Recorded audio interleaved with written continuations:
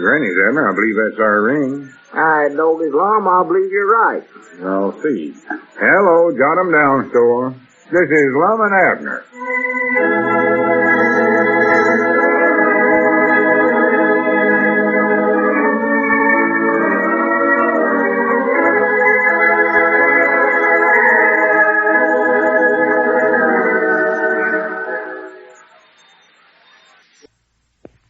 And now, let's see what's going on down in Pine Ridge.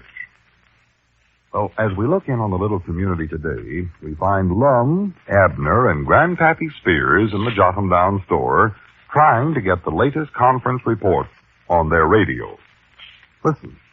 Hurry up, Abner. Get the radio turned on. I want to listen to the conference. Well, I got it turned on, Lum. I just can't seem to hear nothing on here. Well, here, give me the earphones. Let me listen. All right, you won't be able to hear nothing either, though. That radio just as dead as a dead horse. Yeah, maybe the pigeon-toed crystal is busty. I've told you fellas time and again you ought to get one of them with a loudspeaker horn on it. Well, this one was working all right a couple of months ago, Grandpap, when I turned it on. I recollect it brung in the Dempsey-Tooney's fight just as clear as a bell here a while back. Granny, you're right. There ain't a sound coming through there. He ain't even getting any good statics. No, it's busted, Lum. Ain't no two ways about it. Did we get a guarantee with this thing? Granny, I don't recollect. I don't neither. We ought to insisted on one, I know that. Yeah, see that right now. Yeah, sure wish it was working. I hate to be missing that conference. Oh, me too. Yes, sir, I'd love to have went out there to Francisco myself. I'd made him a good delegate. Yeah, but you would. Oh, sure. Yeah, I had a few ideas I was aiming to bring up at the conference. Just in case the government did appoint me one of the delegates. Well, Lord me, Lum, you wouldn't be no good at a meeting like that. You can't talk with one language. Way I understand it, there's going to be delegates there from right now every country there is. I know, but they got interpreters. Who has? Everybody has. Well, I ain't got one. Or at leastways, I don't think I have. What are they? Well, they're fellers that listen to what one delegate says, and then they turn to the other delegates and tell them what the first delegate said in the language or of whatever delegate they're talking to. See? Would you mind coming over that again, Lum? I believe I jumped the track back there somewhere. Well, it's easy. You see, they take, well, it's like this. Yeah. Orlo Wormley was a delegate once. What's that, Grandpap? I say Orlo Wormley was a delegate once. To the Francisco Conference? No, I don't recollect what he was a delegate to. I know he was one, though. Well? Yeah, had to go clean to Hot Springs, I recollect. Oh, well, that couldn't have been much of a conference, then. What was you saying now, Lum? Yes, sir, old Orlo Wormley was a delegate. And he had quite an experience on that trip, too. Yeah, well, we ain't interested right now, Grandpap. Yes, sir, you're right, Abner. It was interesting. Let me tell you about it. Yeah, well, not now, Grandpap. No, we got to figure out how to get this radio fixed. Yeah, that's what's worrying us. History is being made out there in Francisco, and Grannies, I want to be in on it. Yeah, Lord me, wait a minute. Here comes Cedric. Maybe he knows something about radio. There's a big crowd that come down to the station to see Orlo off on the train. Yeah, Grandpap, you can tell us that some other time. Don't interrupt us now. Hey, Cedric, come in here. Yeah, Cedric, do you know anything about radios, how they work and all? Oh, yes, Mom. Well, good for you. Yeah, just turn that little button there and switch that dial around a little bit and hold the earphones up to your head and listen. Oh, well, we know that much, Cedric. I mean, do you know how they work inside? Well, I didn't know you could work them inside. Well, what I mean, You Cedric... just got here in time, Cedric. I was telling about the time Orlo Wormley was a delegate to Hot Springs. Big crowd come down to the station to see him off. Yeah, better hold off on that now, Grandpa. Yeah, we got to get this radio working or go down to the barber shop and listen to that and down there one. Yeah, Cedric, did you notice if there was a big crowd down there when you come by? Well, I never come that way.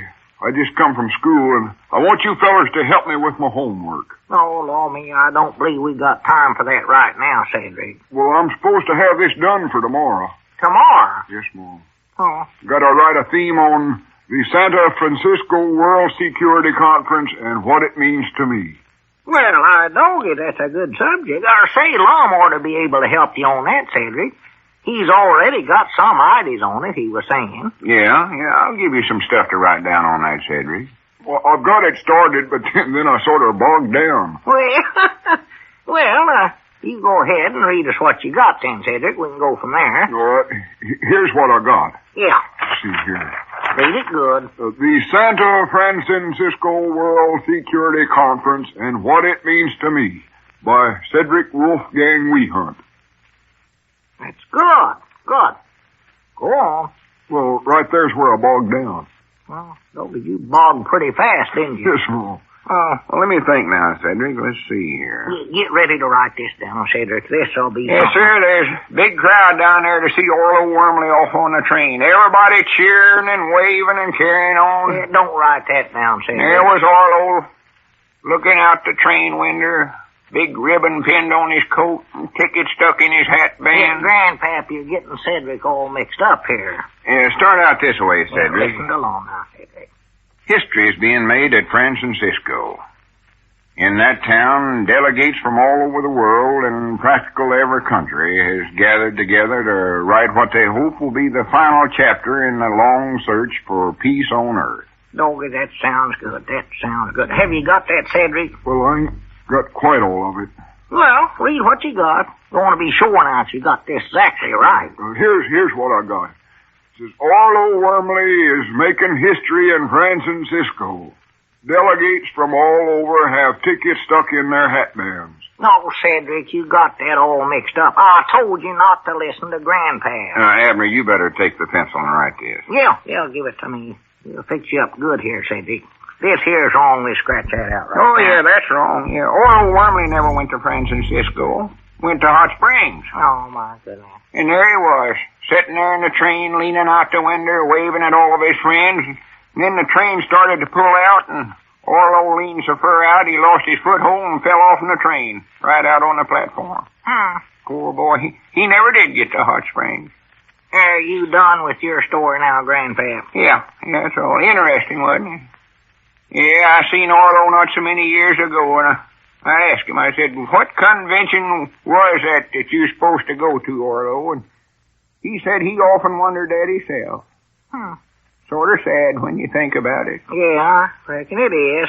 Now, if you'll just be quiet for a minute, Grandpap, we'll try to finish this thing up for Cedric here. That's the importance. Recollect, now, this is supposed to be what that conference means to me. Yeah. Yeah, that's right.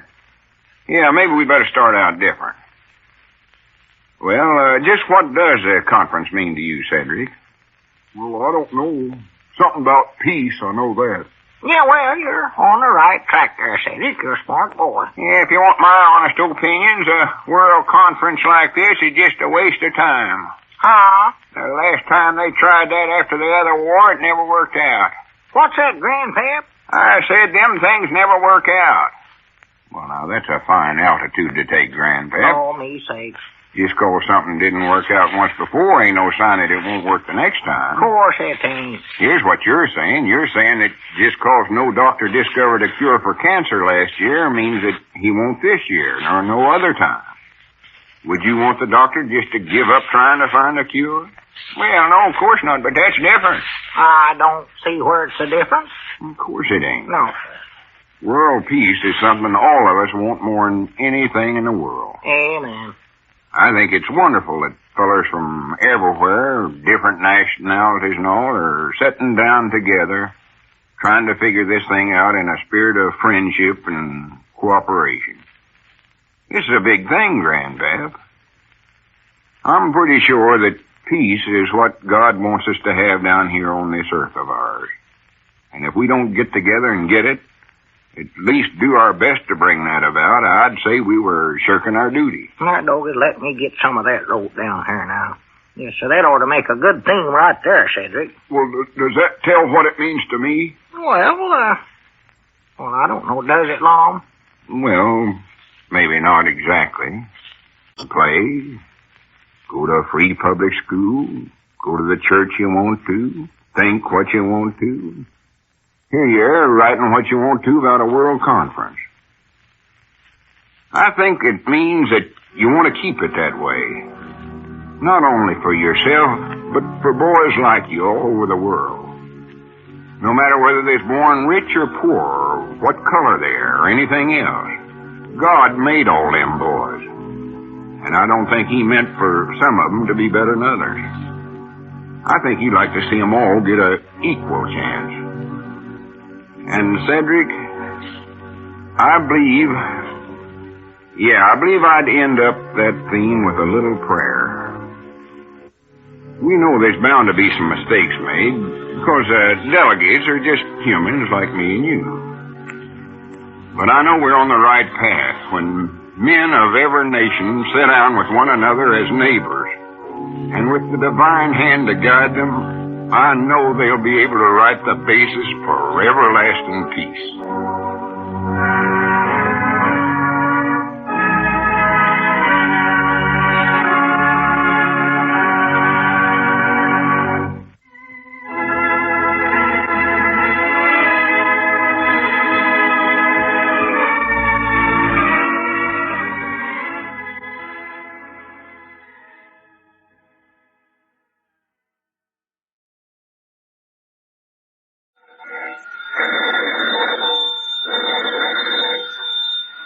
Granny's, Abner. I believe that's our ring. I told his Lum, I believe you're right.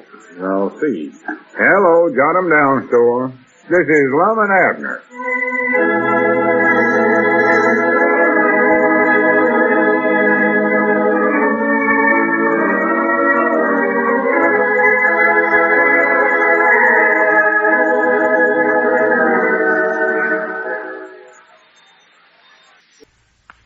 And now let's see what's going on down in Pine Ridge. Well, as we look in on the little community today, we find Lum having a talk with Dick Huddleston. Listen. Well, here's all I know about it, Lum. Abner was in just the other day and bought $5,000 worth of money orders and sent them to the bank at the county seat for deposit. But I assumed that you knew all about it. No, I found the money order receipts in his pocket yesterday. Otherwise, I wouldn't have known nothing about it. Well, I asked him where he got all that money, and he said that you and him had made a big deal of some kind. Said he couldn't tell me what it was yet, and not to mention it to anybody. Said it's going to be a big surprise.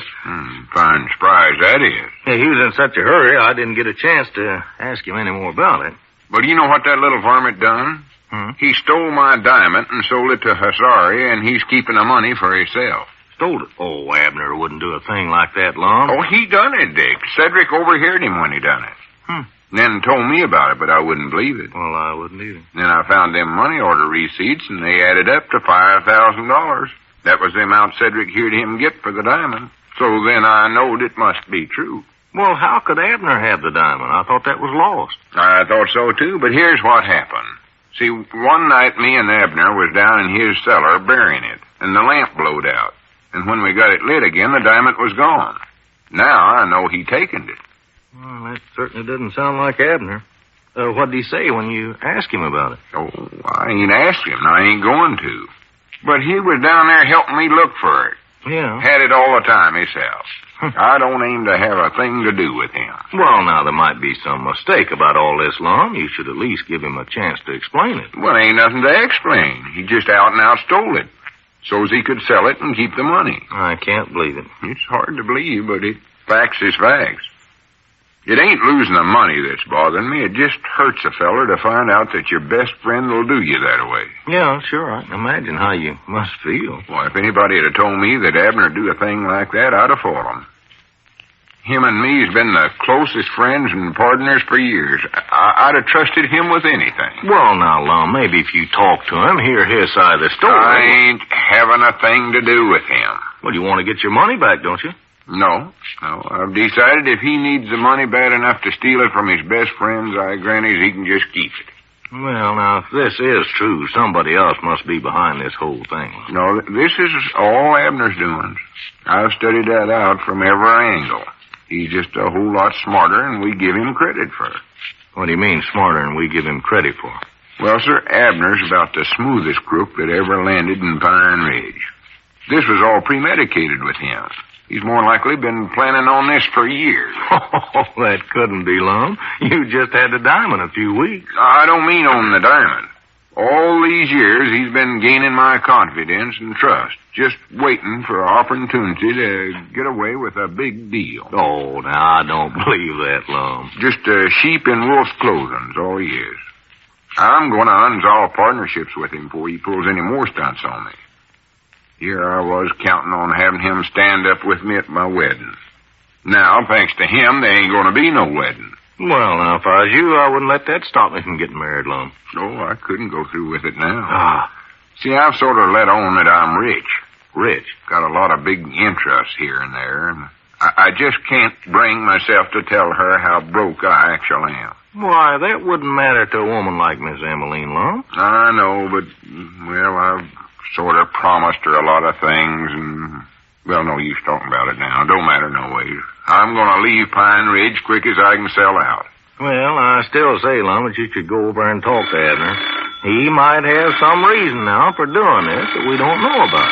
I just can't believe it. A man like Abner would deliberately... wait a minute, I believe that's my phone. There's long, the short, and the long. Yeah, that's it. Well, I know what his reasons are, and I don't want to hear them. Yeah, just a minute. Huddleston Store, Dick speaking. Oh, yes, he's here. Just a minute. Here, Lum, Miss Emmeline. Now's your chance to tell her the truth about your financial situation. Oh, my goodness. Yeah, well, I guess that's a good idea. Yeah, go right Better ahead. tell her now and get it over with. That's right, that's right. Hello, Miss Emmeline. Oh, tolerably. How's that? Oh, yeah. That. Well, I'm feared I've sort of got some bad news for you on that, Miss Emmeline. Yeah, I'm feared we'll sort of have to postpone that project because I lost a lot of money. Oh, I don't know. The bulls and the bears got me in the stock market. Lum, you haven't been playing the stock market. Well, it was just a bad invest. I was trying to corner up the wheat market. Oh, well, now, don't take it so hard. That's the way it goes with us finance giants. You better hang up, Lum. You've said enough there. Oh, it ain't so bad. Whilst I lost on that deal, I made 10 times that much on another. Only trouble is the stock's all tied up in frozen liabilities, so I can't get my hands on the actual cash. Yeah, well, quick as things straighten out, I'll let you know. And I'll build twice as big a schoolhouse as we was planning on before. Well, don't worry, and thanks for calling me. All right, Miss Emmeline. Goodbye. What's this about you building a schoolhouse, Lum? I hadn't heard anything about that. Well, that's just one of them things I promised Miss Emmeline. I don't know why. I told her I was going to build a big modern school with my own money. I told her to sort of draw up some plans showing how she thought it ought to be arranged. By Jack, Lum, I don't know what's going to happen to you if you keep telling things like that. Well, I'm feared it's done happen. But I'll go away and nobody will ever hear of me again. Well, now, Lum, if you want my advice... wait a minute. There's Abner coming up out there now. Oh, Granny, that's him, all right. That snake in the weeds. Well, now, Lum, this is your chance to make him explain that whole deal to you. No, I don't want to have nothing to do with him. Just look at him. What he can tell by looking at him, he ain't nothing but an out-and-out thief. Look at that sneaking way he walks. He walks like he always did, Lum. Yeah, but knowing what all he's done, I can see now a fella ought to have been able to look at him till he's a crook. Oh, he's coming in. I'm getting out the back way. Well, here, now, wait a minute, Lum. You ought to talk to him No, right now. I wouldn't have nothing to do with that, Barman, if he was the last fella on earth.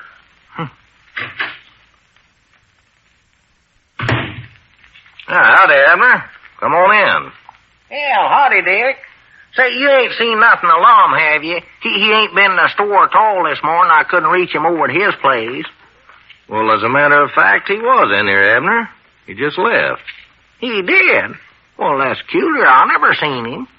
Well, he went out the back way because he didn't want to see you. Didn't want to see me. Is he mad at me or something? Well, I'm afraid he is, Abner, and, well, he's got good reason, too. Oh. Abner, I want to ask you some questions. Yeah, sure. Why did you take that diamond and sell it to Hazaria without telling Lum? What? Wait a minute, how'd you know that? Oh, then it's the truth, huh? Yeah, it's true, all right, but how did you find out about that, Dick? Well, never mind how. I know about it. And so does Lum. Uh-oh. Doggies, now it's going to be hard to work things out than ever. Yeah, that's what I want to know. Just what are you trying to work out, Abner? Well, don't tell Lum none of this, but see, I was aiming on doing him a big favor. Well, you have made a very good start, I'll say that. Well, see, that diamond was causing Lum and everybody else a lot of trouble, Dick. Lum was even getting so scared of it he thought a ghost was haunting him. It just ruining his health. Well, I know about that. But he wouldn't get shut of it. Wanted it for an engagement ring for Miss Emmeline. I tried to get him to sell it to Hazari, but he wouldn't do it. So one night when we was down my cellar burying it, I just blowed out the lamp and taken it, and then sold it to Hazari the first time I run into him. Well, if that's the reason you did it, Abner, why didn't you tell Lum after you got the $5,000? Well, I'll tell you. See, in the first place, Lum mortgaged the store to buy the diamond. Yeah, I know that. So I want to pay that off. Fact is, I've done it. Bank taking the money out of that deposit I sent in there the other day. Well, that was the right thing to do, all right. And then Lum mortgaged both his place and mine to buy some new furniture and new clothes and I don't know what all stuff he wanted to have when he got married. And I'm aiming to pay off them mortgages, too. But I can't do it till Squire Skimp gets back from his appendicitis operation. I don't know how much interest he's charging and all that. Well, those are very good things to do, Abner, but I still don't see why you didn't come right out in the open and tell Lum that you had that money. He wants to pay off those debts as much as you do. Yeah, I know he does, but... Well, you know how Lum is when he gets his hands on a big batch of money. Right away, he starts getting them big ideas, and there just ain't no telling what he might get himself into. He doesn't even need the money to do that, I don't think, Abner. You should have heard him on the phone talking to Miss Emmeline a while ago. You'd have thought he's a millionaire. I know it. I just feared he'd get into something before we paid off the mortgages, and then we'd lose everything, and he never would get married. See, what I was aiming on doing was to draw out all the rest of the money from the bank after I pay the debts and then give it to Lum for a wedding present. Well, I'll tell you, Abner, now that he knows about the money, the thing for you to do is to go over there and make a clean breast of this whole thing. You reckon it's safe for me to go over there? Well, safe or not, you better get this thing straightened out right now. Right now, he's thinking you're a thief and a crook and everything else. Thief and a crook? What right's he got to call me names like that? Well, now, wait a minute. Don't get riled up. If you don't want to go over there, why, at least call him on the phone. Here, just a minute. I'll ring him for you right now. All right. You do a fella a favor, and then he turns around and calls you a crook and a thief. Here, Abner, take the phone here. Yeah, all right. Hello? Lum? This is Abner. I just want to... Hello? Hello? Hello? Why, that critter hung up the telephone on me. Well, looks like you'll have to go over and talk to him after all, Abner. No, sir. Nobody can call me a thief and a crook and then hang up in my ear. I wouldn't have nothing to do with that varmint if he's the last fella...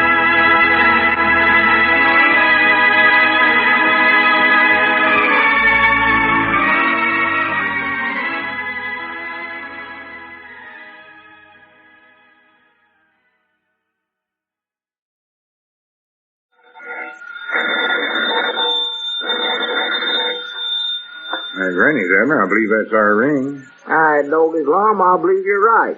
I'll see. Hello, jot 'em down, store. This is Lum and Abner.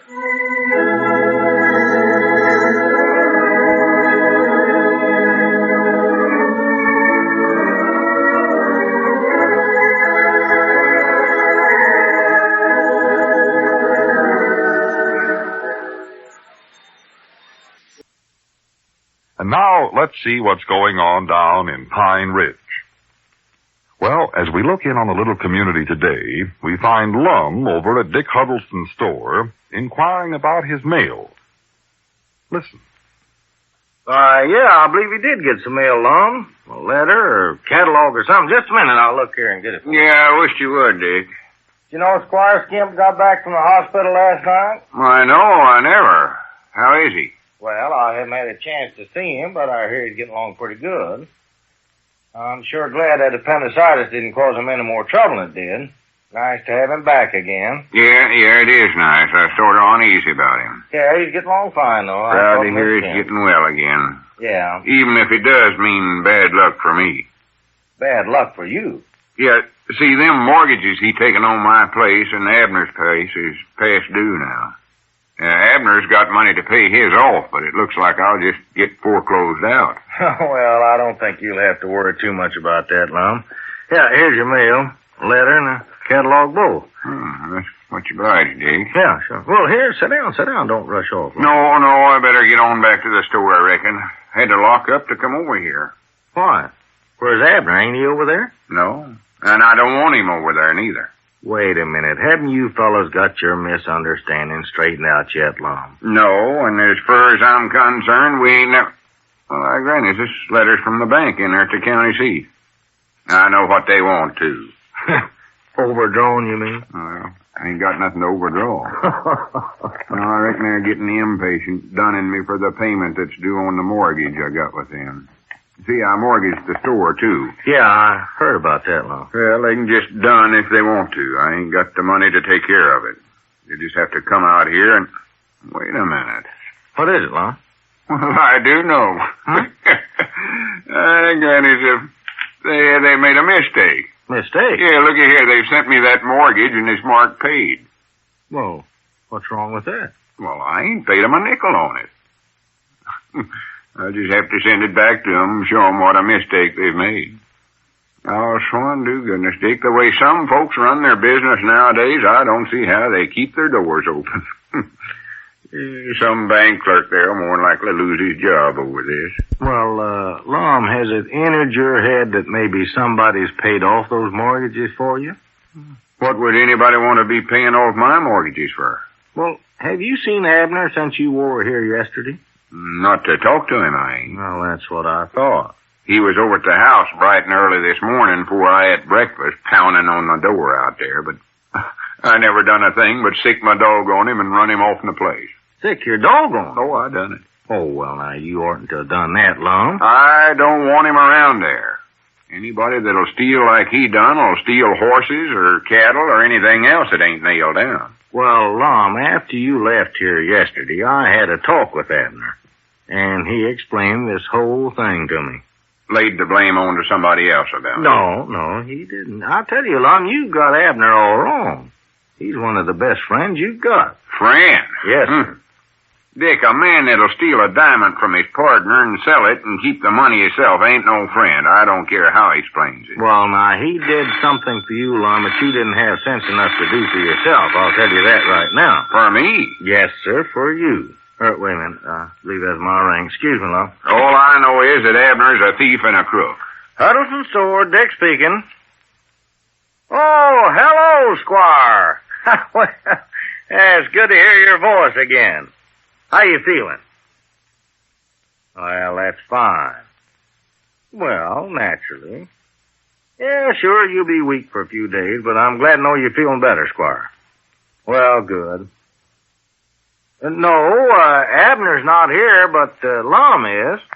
I think Abner's aiming to buy some property from him, more than likely. Yeah, sure. Yeah, just a minute. Oh, money. Yeah, Lum. Squire Skimp wants to talk to you. Oh, here it comes. Down to the reason he got well so fast was just so as he could get back here and foreclose me. Well, here, you better talk to him. I don't know what for. Nothing I can do about it. Well, go on. Here, take the receiver, Lum. All right. Hello, Squire. Sure am glad to hear you're back from the hospital, I think. Abner forgot to pick up what? The mortgages. Oh, I see. Yeah, I figured he'd go over to your place and pay off his'n. Mine, too. Are you sure about that, Squire? Well, I'll be dead blamed. Yeah, sure, I'll have him go back over to your place and pick him up quick as I can see him. Yeah, much obliged for calling, Squire. Goodbye. Well, if that don't beat the bugs of fighting.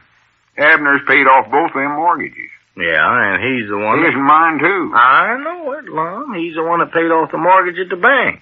He is. That's what I've been trying to tell you, and you won't listen to me. Well, wait a minute. What rights he got going around and paying off my debts? Special when he's doing it with money same as stole from me in the first place. Now, listen, Abner didn't steal any money from you, Lum. No, but he taken the diamond, and that's where he got the money when he sold it. Well, he had a reason for doing that, though, Lum. He knew that you were worrying yourself to death over that diamond. And he was afraid that something terrible would happen to you if you kept it any longer. Did he tell you that? Yes, sir, he sure did, just the afternoon. But wait a minute. What right did he have to sell the diamond and keep the money for himself? That's stealing if I ever seen it. Well, now, just a minute, Lum. Selling the diamond was the only way he could get rid of Hazari and save your life. He knew that you didn't dare to sell it to him because Hazari had warned you never to have it in your possession again. And you probably wouldn't have sold it to him anyway because you admit you had your heart set on giving it to Miss Emmeline as an engagement ring. Yeah, I was aiming to do that all Why, right. certainly, and more likely it would have just brought her trouble too, Lum. Now, this way, why, she can never lay the blame on you for getting shot of the diamond. Well, I never had thought of it just that way before. And the reason he didn't tell you about the $5,000 after he got it was, well, because he wanted to surprise you by paying off these mortgages. And then giving you the balance of it for a wedding present. Wedding present? That's what he said. Well, I'll be dad blamed. And that's the story that Abner told me down here yesterday. Grannies, he thought of everything. He sure did. You know, there was times when I wanted to get shut of that diamond all right, but I couldn't seem to do it. And after I sort of mentioned it to Miss Emmeline that I had it, I felt obligated to keep it to give it to her. Yeah, sure. I know how you feel. Well, you got enough money now to buy her another one, Lum. And this time you can get her one that won't cause so much bad luck, maybe. Yeah. Grannies, I can't get over this. Well, sir, you know, I'm so ashamed of myself for talking about Abner the way I did. I don't know what to do, hardly. Well, to be honest, Lum, you should be. To condemn your best friend without giving him a chance to at least explain to you. Yeah, I made a goose out of myself. Yeah, I don't deserve what he done for me. I ain't fitting to associate with a man like him. Yeah, well, all over, the best thing to do now is forget it. It's easy to see how you could have thought the things that you did, I guess, Lum. But where you made your mistake was not giving Abner a chance to tell his side of the story, too. Yeah, I hardly did that. Why, sure you had. Now, the thing for you to do, Lum, is just go right over to Abner and tell him that you know all about what he's done for you and tell him that you appreciate it. You're sorry for all the things you said about him, all that. Yeah, I'm going to do that. I sure am, Dick. Apologize. Well, I know he'll feel good over it. He's awful tore up over this, Lum. I look back now and just wonder how I could have ever thought such terrible things about him. Yes, sir, I know one thing. I'll never doubt him again, I'll tell you that. He's as fine a Wait a feller. minute, Lum. I believe that's him coming yonder. Yeah. Granny, looky there. He's got such an honest way of walking. Look at the honest look he's got in his eyes. Well, I'm glad to see him coming over here. Now, you two fellas can just sit down and talk this whole thing over and get it all straightened up, Lum. Yeah, to tell you the honest truth, Dick, I'm just might nigh ashamed to face it. Oh, he'll be tickled to death to know that you ain't got no more hard feelings towards him, Lum. Good old Abner. You can just tell by looking at him that a finer feller never drawed breath. If anybody deserves a preserved seat in a better world, it's old Abner.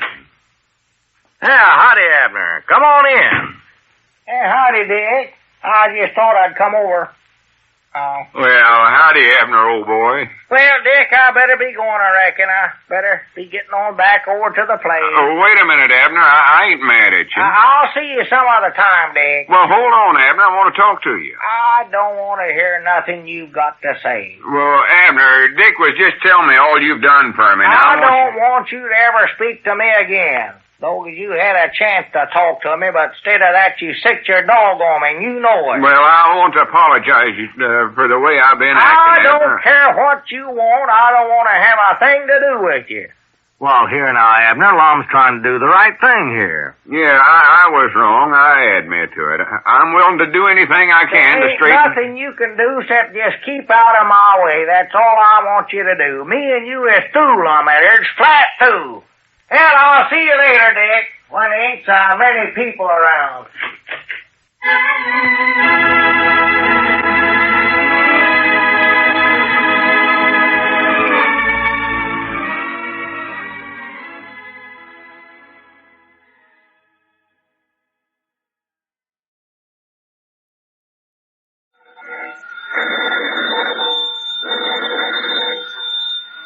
Granny's, Abner. I believe that's our ring. I don't Lum, I believe you're right.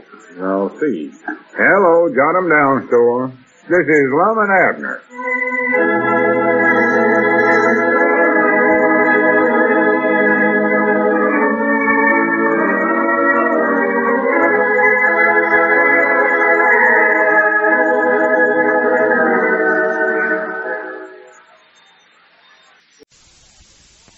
Well, what's going on here, Lum? Fixing to have a sale? Granny, you scared me, Dick. Oh, Sit here and listen to radio. You hear some feller talk. One to goodness. Hey, what's the big sale about, Oh, Lum? we ain't going to have no sale. Well, what do you got all those empty counters lined up down through the center of the store then for? Oh, them's just put down the middle there to divide the store off, sort of. Divide the store. Yeah, me and Abner's divided the store up again. Oh. That's his half over there on that side, and this one's mine on this side. Oh, swan to goodness. Haven't you fellas got over that misunderstanding you had yet? Misunderstanding? I know exactly what happened. Well, I thought you'd have this all straightened out by this time. Well, I tried to. You heard me yesterday. Tried to apologize for the way I've been acting, and he wouldn't listen to me. Stubbornest one man that ever drawed breath, I know. And so you got the store divided up again, huh? Yeah. We spent all morning getting things divided up. Hello, man. Tell you the truth, though, I don't believe it's going to work out very good. Why, of course it ain't, Lum. This is no way to run a store. Well, what else is a body going to do, Dick? Abner won't even speak to me. Well, Lum, I know you can't run a store like this. You're just going to ruin your business. I know it. I can tell it already. Folks have been coming in here wanting this and that, and they got to run backwards and forwards across the store to do their trading and see which one of us will make them the best price on whatever they're buying. Oh, you both got a complete line of everything, huh? Oh, yeah, complete.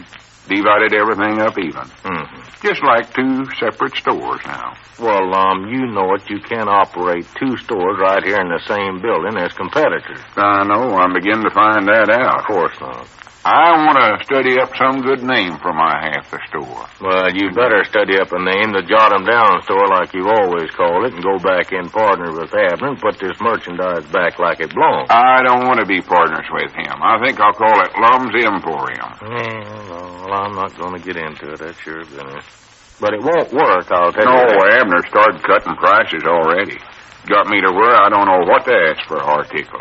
Well, I don't see how you divided things up this way, Lum. If you just had it divided up, why didn't one of you take the groceries and the other one take the dry goods and make two separate stores like that? Granny, that would have been a lot better. Well, of course it would. Never thought of that. The way it was, we had an awful time sorting out candy and stuff like that. See that candy there? We had to count every piece of that. It's not as bad as it was the last time. You counted the beans, the rice, and everything else. Yeah, well, we just weighed them up this time. Well, I'm glad to see you're improving on your thinking. Anyway, well, it's about like you two fellas, all right, Lum, to go to trouble like this. Ezra Seastrong coming in a while ago to do some trading, left out mad as a hornet. What's the matter with Ezra? Oh, he wanted to buy a pair of shoes. Well, that shouldn't make you mad. Well, you see, Abner's got all the left shoes, and I've got the right ones on my side. Oh, I see. I sold him the right one for $1, and just 'cause Abner never had no more sense than to sell him the left one for 50 cents, he come back over here and wanted me to give him part of his money back. And when I wouldn't do it, he got mad and stormed out of the store. Yeah, I wondered what was wrong with Ezra when he come over to my place there and bought a pair of shoes a while ago. Did he show up over there? Yeah, he came over there. He hadn't traded with me for years. Well, that shows right there how you're losing business. Oh, yeah. And there's all that trouble about who gets the shoe stamp, too. Yeah. That's a bother. Well, of course. You can't tear them things in two, you know. You better not let them catch you doing it. No. Tear that R-plane right in the middle, wouldn't you? Yeah, and you tear yourself right in the middle, too, both of you. Yeah, that's government stuff, ain't it? Yes, you're right. Yeah, messing with trouble there. Yeah, you're in trouble if you do that. And we're so mixed up on our ceiling prices, I don't know where we're at. I know the OP&A is going to come out here and investigate us if we ain't careful. Yeah. Whereabouts is Abner at now? He's back there in the feed room, dividing up the feed now. stacking it up on both sides of the room back there. By Jack, that's right smart of a job, isn't it? Lifting them 100-pound sacks of feed around back there by himself. Yeah, it is pretty heavy, all right. But I told him he could do that while I sorted out the cigars and divided them up. Oh. Here, have a cigar, Dick. No, much obliged, Lum. I don't believe I care for one. Go ahead. We got one extra one anyhow. Just save an argument if you do. Well, Lum, I've got cigars over at my store. I don't like to smoke yours. Well, I wished you would. I got an extra one. I smoked one myself thinking that'd make it come out even, but I must have counted wrong. Here, take one. If I smoke another, I'll be sick, sure. Well, all right. Thanks, Lum. Well, you fellas must have been pretty busy today to get all this work done in here, Lum. Yeah, especially when we ain't speaking to one another. I imagine you found a lot of stuff you didn't know you had, too. Oh, my, yeah. Granny, ought to do this more often. Did you say you weren't speaking? Ought to do this more often. Huh? Did you say that you and Abner weren't speaking? No. I thought you said a minute ago that you told him if he'd stack up the feed that you'd sort out the cigars. I did, but I never said it out loud. I wrote it on a piece of paper and handed it to him. Oh, that makes it different. Huh? Oh, yeah. I made up my mind I ain't speaking to him till he speaks to me. I went just as far as I'm going to patch things up twixt us. Well, Lum, I think you fellas are going to a lot of bother to stay mad at one another. But I'm not going to interfere now. You'll have to work this thing out by yourself. It's your business. Well, we will. Don't worry about that. Well, I better be getting back over the place, I guess. By the way, where's Miss Emmeline going? Where's she going? Yeah. She ain't going nowhere to know of.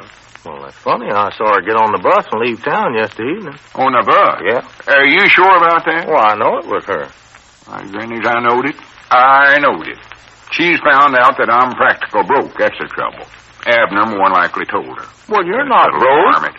Abner said he's going to give you the balance of that money he got from the diamond, Lum. That gives you some money right there. I ain't taking a cent of that, though. I wouldn't take nothing from that little varmint, even if it does belong to me. Well, Lum, I think you're just being stubborn-headed about this whole thing. Granny, there must be some mistake about this.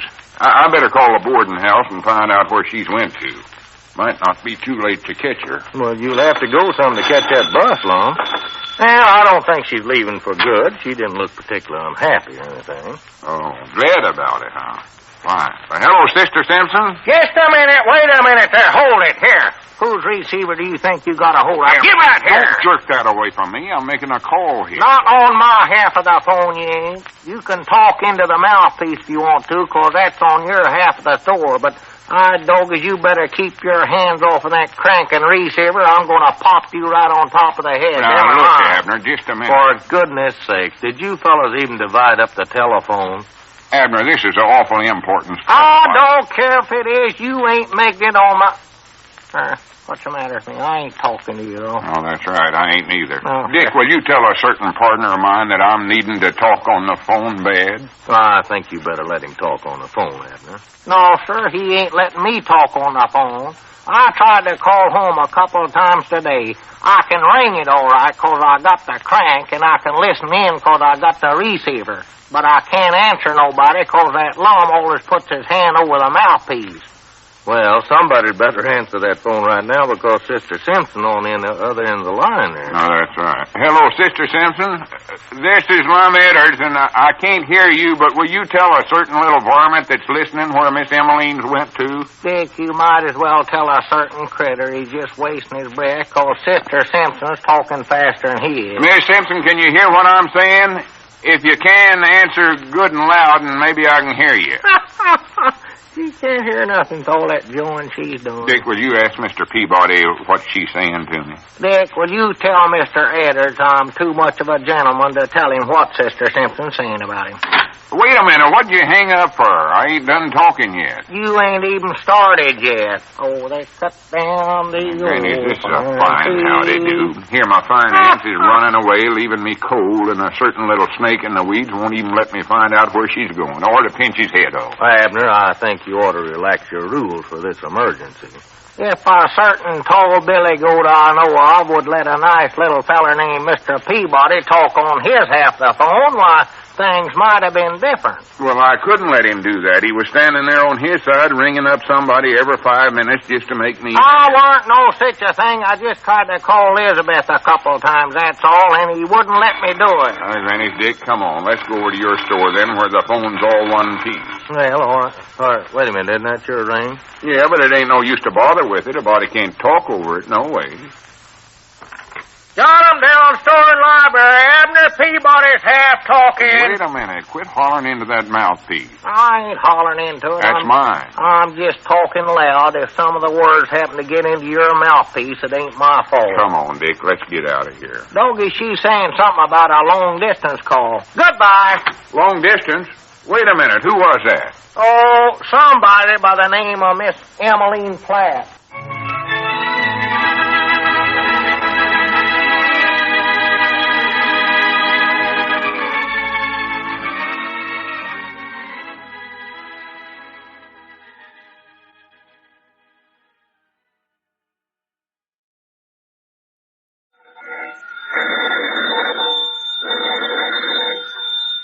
Granny's, Abner, I believe that's our ring. Doggy's Lum, I believe you're right. I'll see. Hello, jot 'em down, store. This is Lum and Abner.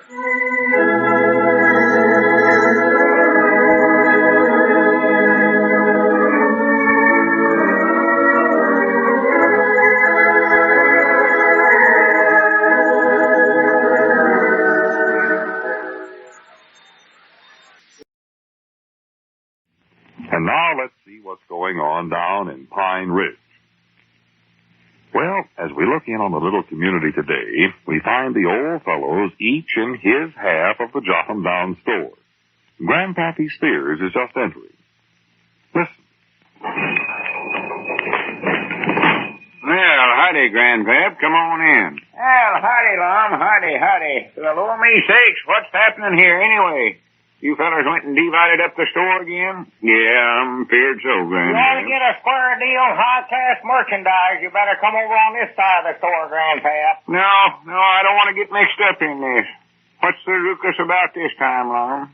Oh, I forget now, Grandpap. There's so many things I can't recollect just which one it was that we divided up the store over. It's going to stay that way, too, Grandpap. Better come over here and deal with old Honest Abner. He'll give you the squarest deal you can get in this store. No, if you're aiming to buy something, Grandpap, you'll do a heap better right here where you're at.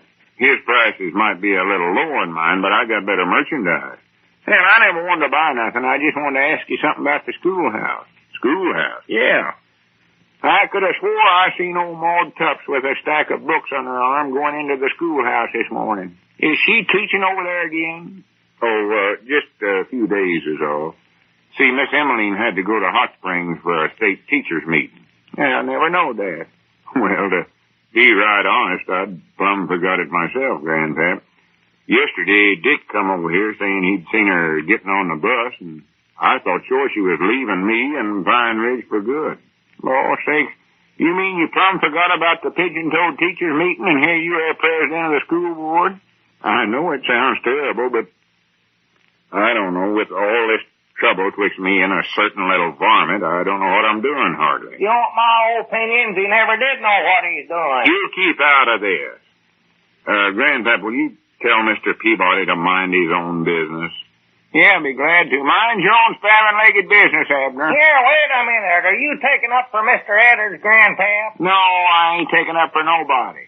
Well, why ain't you? What have you got against me? I ain't got nothing against nobody. I told you I don't want to get into this mess. Well, you just be careful how you repeat what Mr. Edwards tells you to say to me then. I ain't going to get mixed up in it. Well, you'll get mixed up in it if you start calling me names. I'll tell you that right now. Wait a minute. Wasn't that your ring a minute ago there?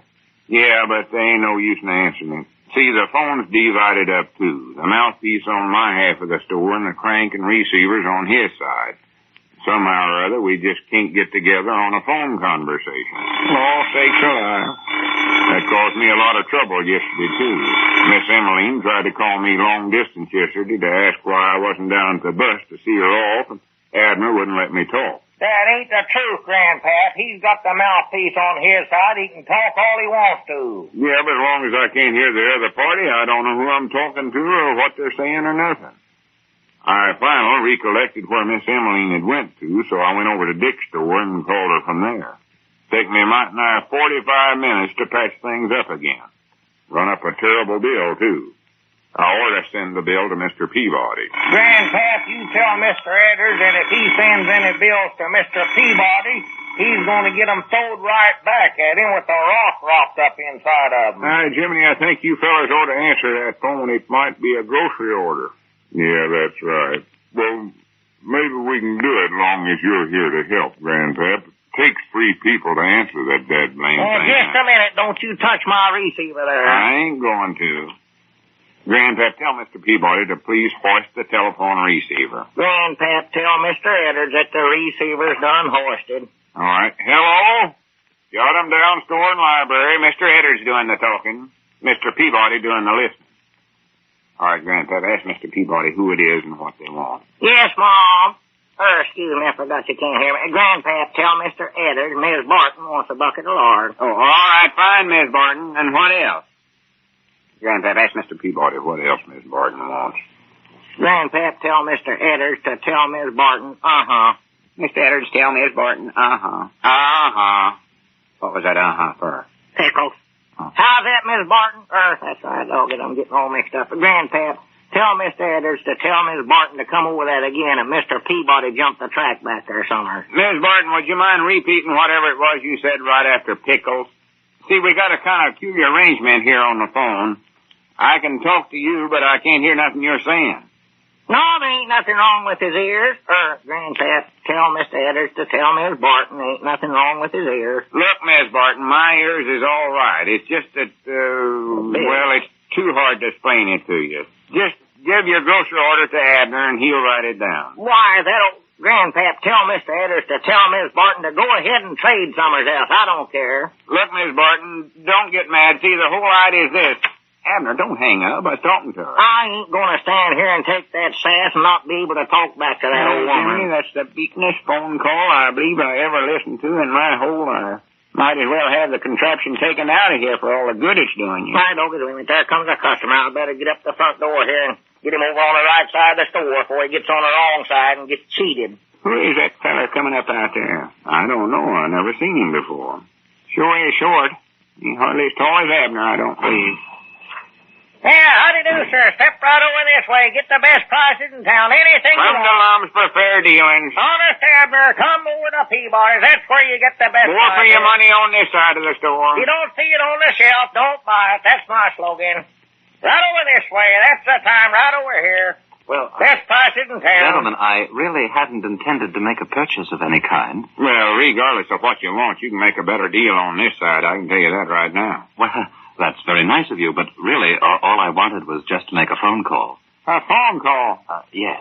Strange, you don't know what you're letting yourself in for. Well, I only wanted to use it for a minute. You see, my car has broken down, and I need to call a mechanic. There is a mechanic in town, isn't there? Yeah, a fellow named Douglas. He's got a place right back of Frank Foster's filling station over there. Oh, that's fine. I wonder if you'd be kind enough to tell me what his exchange is? Well, he don't exchange things. He just repairs cars, that's all. Now, if you're interested in doing some trading, I'd suggest you go out to Jake's place. It's on the main road right out the edge of town. Got a bunch of used parts out there. You can't miss it. Well, no, I don't want to do any trading. I just wanted this garage man's telephone number. Oh, his ring, you mean?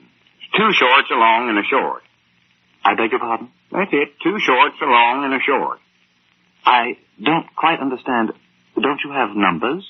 Numbers?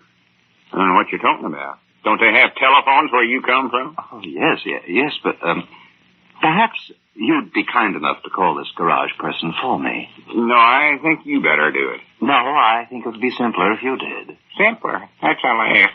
I really wish you would. Well, all right, but it ain't going to be easy, I'll tell you that. Come on, Grandpap, you'll have to help. Will you please tell Mr. Peabody to hoist the receiver and ring old man Douglas? Abner, hoist and ring old man Douglas. Report to Mr. Edders. I've done hoisted and I'm now ringing.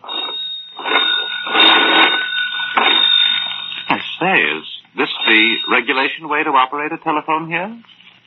Yeah, in this store it is. Leastways while you got a couple of idiotic old goats running it. Amazing. Grandpap, tell Mr. Edwards old man Douglas just said hello. Grandpap, tell Mr. Peabody, all right.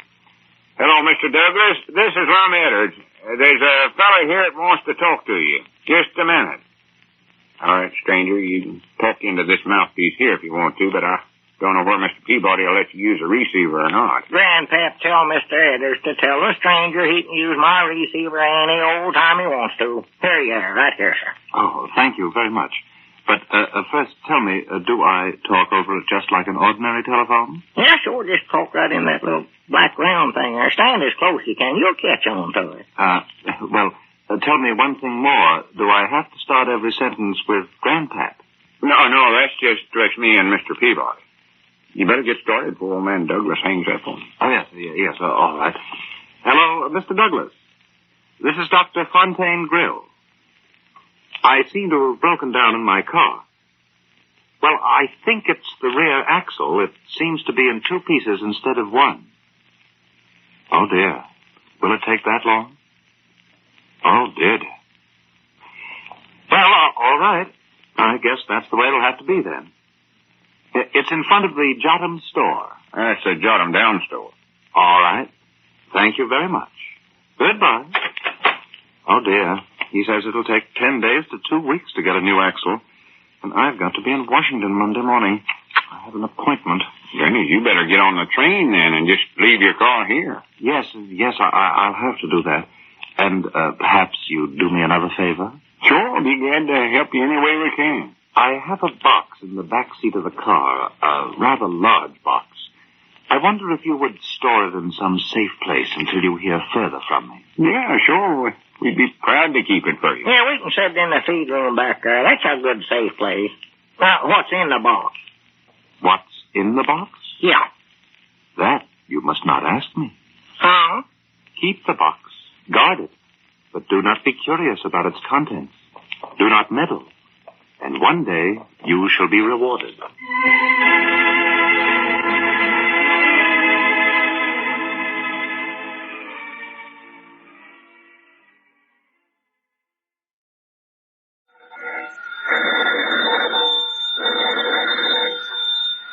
Granny's, Abner. I believe that's our ring. All right, Doggy's Lum, I believe you're right. I'll see. Hello, Jotham Down store. This is Lum and Abner.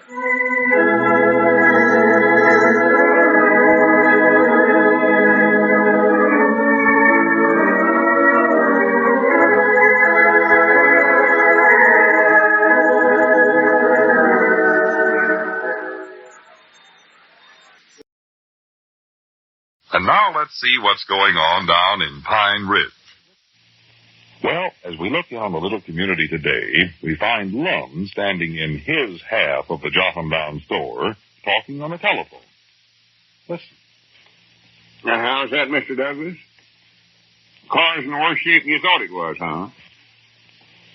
Well, no, I don't know how you can get in touch with Dr. Grill now. See, he's on his way to Washington.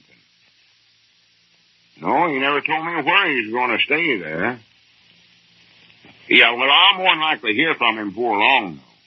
See, we're keeping a box for him here at the store, and he said he'd get in touch with us later.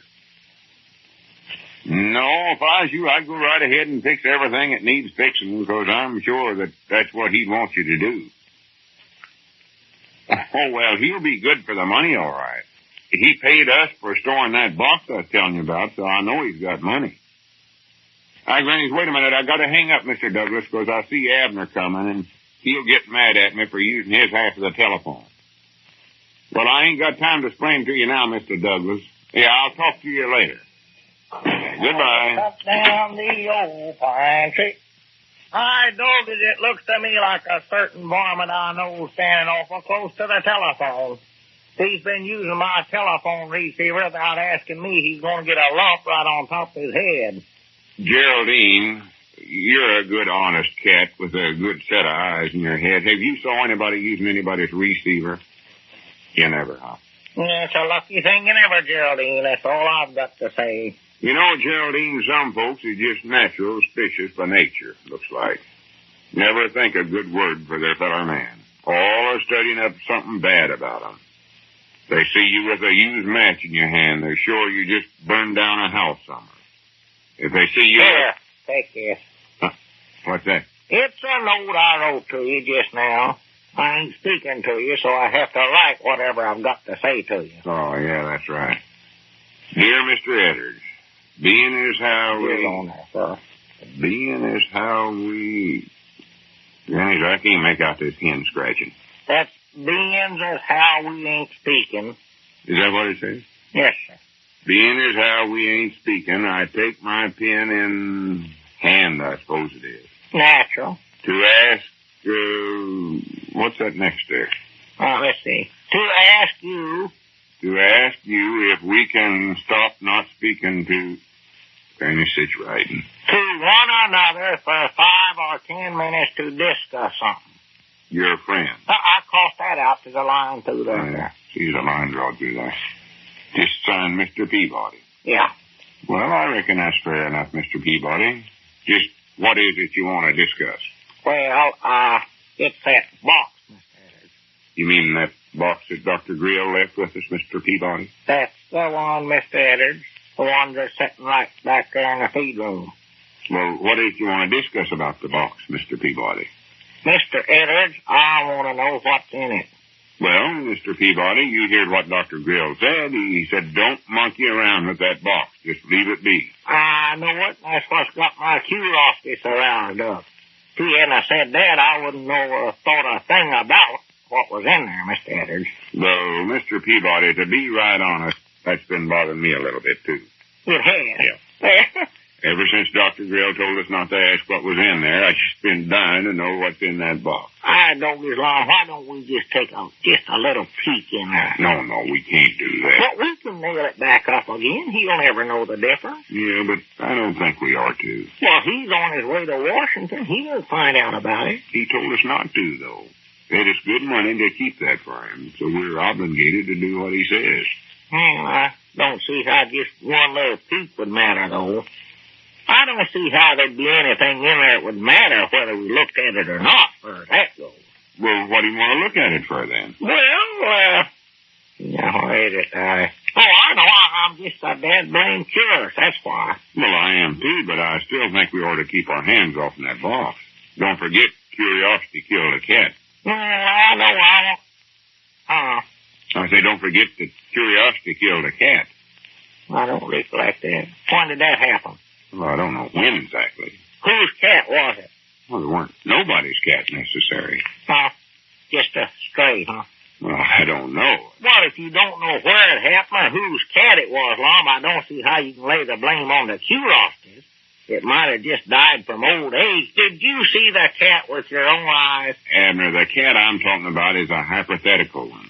Well, no wonder it died with such a thing as that. No, I mean, it ain't a real one. It's just one that you make up in your own mind so you can make up a saying about it. Wait just a minute. You mean that you made up this whole thing? The grown man like you going around spreading such rumors as that? I ain't spreading no rumors. You admitted yourself you just made it up. Oh, for goodness sakes, all I was trying to do is just point out to you that curiosity can get you into trouble if you ain't careful. Well, I can see that. What you said about that cat's true. Just exactly what was the cat curious about? Well, that's beside the point. It could be most anything. Lum, you're trying to keep something from me. Now, you tell me what he was curious about. And I'll tell you if I can, but I can't. Oh, it's nice? Well, sure, it's nice. But it's just another hypothetical case like I was telling you about. Doggies, there must be an epidemic of that stuff around here. We better watch Geraldine pretty close, see if she don't get it. Come here, Geraldine. Here, kitty. Come here, Geraldine. Let me have a look at you. How do you tell if they got that hyper stuff on? Aye, Granny Abner, that 5-minute discussion period's up. From now on, we go back to not speaking. And what a relief that's going to be. Now, wait a minute. We ain't decided yet what to do about that box. There ain't nothing to decide. Just let it be. Just let it sit back there, you mean? Why, sure. Doggies, it's going to drive me plumb crazy, I can tell you that. Well, just don't think about it. Keep your mind off of it. I can't. That's the trouble. Thing's been on my mind ever since we helped Dr. Grill carry it in here. Well, there's nothing to worry about. Well, I ain't worried. exactly? Oh, what happened is this. A fellow was driving through here on his way to Washington, and his car broke down. He couldn't wait for Mr. Douglas to repair his car because he had to be there Monday morning. So he taken the train. He couldn't take a box that big on the train with him, so he left it here with us for safekeeping. That oughtn't to give a body cause to worry. Yeah, but why did he tell us not to look in it? And what kind of a doctor is he anyway? Fact is, I got my doubts if he is even a doctor. He weren't carrying no little black bag and never smelled like pills or nothing. Well, there's different kinds of doctors, Abner. They ain't all medicine doctors. What other kinds is he? Well, there's horse doctor. I don't believe that box big enough to have a horse in it so long. Sometimes when a fellow goes to college long enough, they get to be a doctor of scientifics or a doctor of astronomers. Huh? Well, something like that. Is that what you take a fever with? I don't know. Oh. Sorry I even tried to say it. Yeah, I am too. I'd love to know what it was. I believe I could rack it up and break them again and do a better job, though. Well, that's all right. I wouldn't understand it nowhere. I never heard of that kind of a doctor. I never have had that astronomical stuff. Well, anyway, there's different kinds of doctors, and there's no sense in your worrying about that box no more. If it had dynamite or something like that in it, he wouldn't be toting it around his car. Dynamite? Well, wait now. Take it easy. I never said it had dynamite. Oh, Lommy, I hope not right here in the same store with it. I know it ain't nothing dangerous. You can tell by looking at Dr. Grill, he was a harmless sort of a feller. He was. He wasn't big enough to do nothing mean to nobody. No. So just reckon what is in that box. So now, just what could be in there, Lommy? I don't know, Abner. I've thought about it, but I just don't know. Reckon it could be a fair piner. No, it ain't quite big enough for that. It's heavy enough, I believe. Yeah, but what would anybody be taking a player pie and clean to Washington for? Well, they more like to enjoy music there, same as any place else. Well, I know it's not that.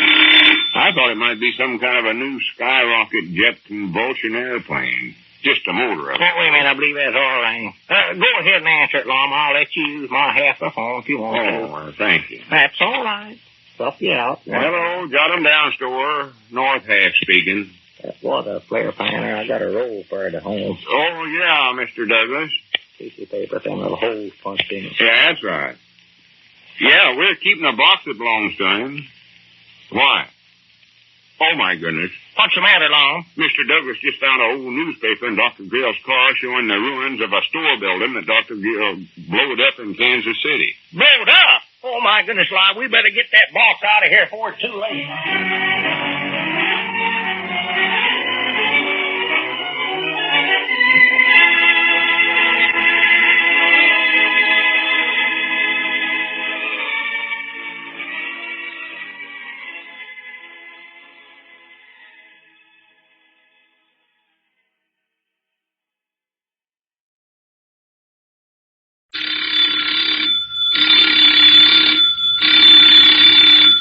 That's our ring. Time for Lum and Abner, brought to you by the makers of Alka-Seltzer.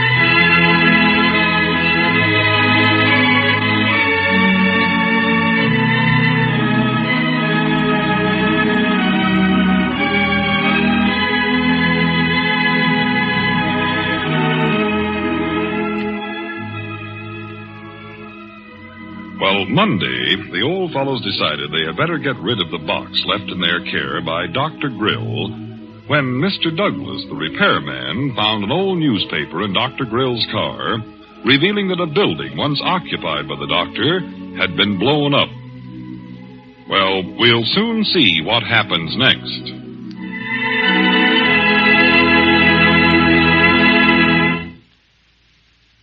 Now, probably you, like most of us, are calm, even-tempered, and agreeable most of the time.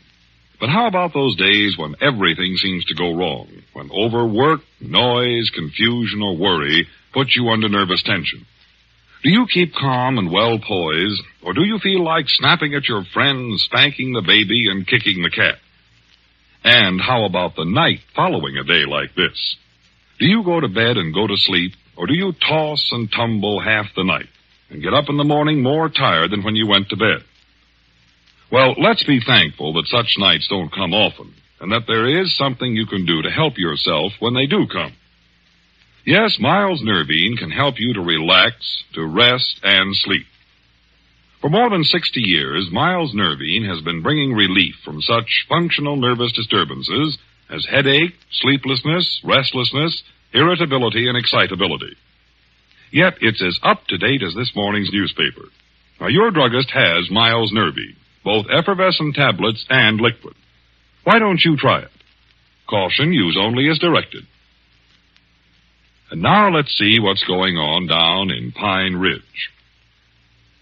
Well, as we look in on the little community today, we find Abner in the Jot 'em Down store explaining the whole situation to Grandpappy Spears. Listen. That feller just left the box here and then went on to Washington, huh? Yeah, that's right, Grandpap. And you thought he filled it with dynamite or something to blow you up, huh? Well, yes, that's what we thought at first, but we was wrong about that. See, old man Douglas was fixing the feller's car up, and he called up here saying that we better get shut of that box, 'cause that he'd found a old newspaper in the back seat of the car showing a picture of another store building that he'd blowed up. Who blowed it up, old man Douglas? No, Dr. Grill. Who's he? The feller I've been telling you about, the one that left the box here and went to Washington. Oh, well, what does he want to go around blowing up buildings for? Well, we found out that he never actually done that, Grandpap. Or, that is, on a purpose, leastways. See, we went right down to old man Douglas's garage here and read that newspaper article better. And here is what we found out. This Dr. Grill is an innovator. And something went wrong with some kind of contraption that he was working on, and the thing exploded and ruined part of the building where his shop was at. And that's where he got that explosion business.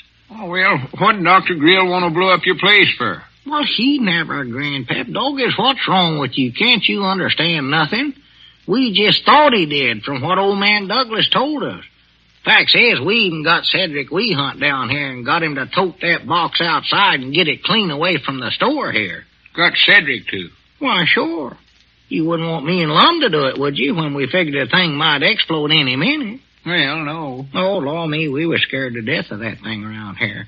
We throwed water and sand and everything else on the box. Talking about water, have you got any fresh drinking water over here, Abner? I'm just starving to death for a drink. I don't believe it is, Grandpap. I was back there a while ago and the bucket's empty. I've been aiming off to go down there to the well and draw buckets quick as I could, but Lum's been gone. Oh, never mind. I can wait. Yeah, sorry, ain't got none for you. But anyway, Lum, I believe he was as bad scared as anybody. He put on his air raid warden's helmet and his asbestos mittens, got the bum shovel, and stood about 50 yards away from that boxer. He wouldn't go no closer at all. And then he sent me and Cedric up to listen to see if we could hear anything ticking in there. Well, why didn't he go up there and listen? Well, he said he had to keep himself in good shape so that he could take charge if anything happened. See, he's a head air raid warden right here in Pine I know Ridge. he is. I know that. Yeah, Nothing happened, huh? Well, no. Well, where's the box at now? It's back there in the feed room. Oh, my goodness, I better get out of here. No, we hauled it back inside again after we read that article. Found out a little more about Dr. Gill. He wasn't scared of it then. But you still don't know what's inside of the box, though, huh? No, we don't, Grandpap. I dog it, I'm just dying to know. Well, why don't you just open it up and see? Oh, Lum won't let me. See, the last thing Dr. Grill told us before he left was not to look inside the box or monkey around with it. And Lum says as long as Dr. Grill paid us for storing the box here, why, we ought to do like he told us to. Well, I reckon he's right. There's reasoning there. Yeah, besides, he says it ain't none of our business what's in there. No, I would love to know, though. No, me too. Things are getting my curiosity roused up, too. Oh, mine too. Worst in the world. Feller told you not to look at it, huh? Yeah, that's what he said. Hi, Doggins, wait a minute, though. I believe I'm getting a idea, Grandpap. Huh? He never told you that, did he, Grandpap? No. How could he? I never even seen him. Well, that's what I say. No, I don't even know Dr. Grill. Yeah, well, if you don't know him, never have saw him, he couldn't have told you. Me and Lum was the only ones he told that to here in Pine Ridge that I know of. What are you driving at, anyway? Well, don't you see? Long as he never told you nothing about it, why, I don't see nothing to keep you from doing it.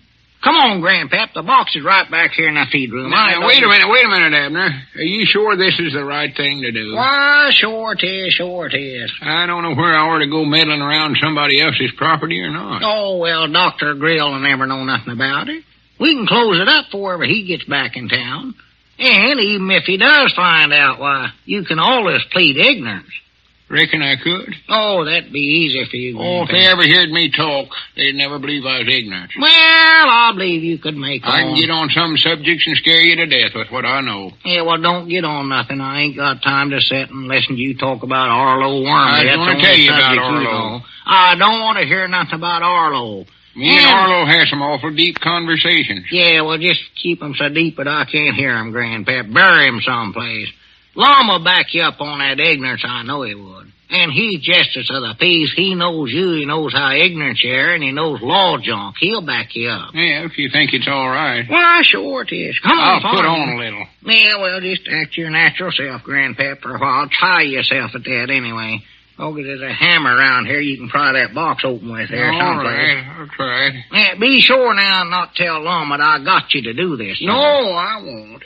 In fact, on second thought, Grandpap, you better just not tell Lum nothing about this. We'll nail the box up again, and Lum will never know the difference. Yeah, by the way, where is Lum? I don't know. He said he had some important business to take care of and left out here a little while ago. Dog it, I can't find that hammer nowhere here. I know I seen that thing right here on this shelf. How about using a meat cleaver there? Oh, no, Lum don't like for me to pound things with that. Nor pry open boxes with it, neither. He claims it ruins it for some reason. Well, let's use it anyway. I'm getting anxious to see what's in that spavined-legged box. Yeah, all right. Don't tell Lum, though. Whatever you do, don't never tell him we opened that box. Or, that is, that you opened it. No, I won't. I said I wouldn't. Come on, let's go. Yeah, all right. Dog, this is just like Christmas, ain't it? Well, this is better than Christmas. When you open a box at Christmas, you know good and well what's going to be in it. Yeah, necktie. Just a minute, Grandpap. What's the matter? I just want to look out front and make sure Lum weren't coming, but I can't see him no place. Come on, let's go. What you got the feed room door closed for? Oh, I don't know. Just blowed shut, I reckon. Wait a minute, what was that? Huh? Thought I heard a noise back here. Oh, more likely mice. We had to set a couple traps back here the other day. Well, here goes. I reckon might as well just start prying on this end here, hadn't we? Wait a minute, I thought I was supposed to open that. Well, I'll get it started for you. Focus, wait a minute. Looky there, Grandpap. Looks like somebody's pulled a couple nails out of here. Wonder if somebody's been in here tampering. What was that? Sound like a sneeze. Jiminy, no mouse can sneeze that loud. No, none around here, I know. Somebody back here, Abner. Huh? Uh-oh. Look, ain't that somebody behind them feed sacks? Yeah, that's him. Come out of there, you varmint. Come on out before I chop you in two. Abner, wait a minute. Put down that meat cleaver. Why, Lum? Yeah, it's me. What are you doing back here? Why, What are you doing with that hammer? Well, I noticed there was a couple of nails loose on that board, and I wanted to pound them back in. From over there behind the feed sacks? Well, I was over there taking inventories, and, Grannies, wait a minute. What are you doing back here with that meat cleaver? Why, I heard what you said when you come in here. What, Lum, see, How many times have I told you not to use that cleaver to open boxes with? Here, take the hammer. Huh? Might as well do a neat job of it.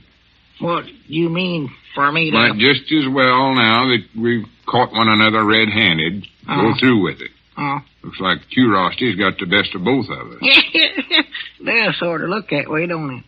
Of course, now, I weren't going to open this myself, Mom. I'll be honest about it. Grandpap was going to do it.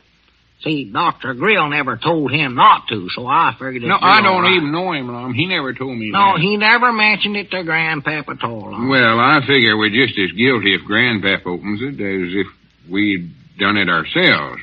We But are. the way I look at it, I don't believe we're actual guilty, hardly.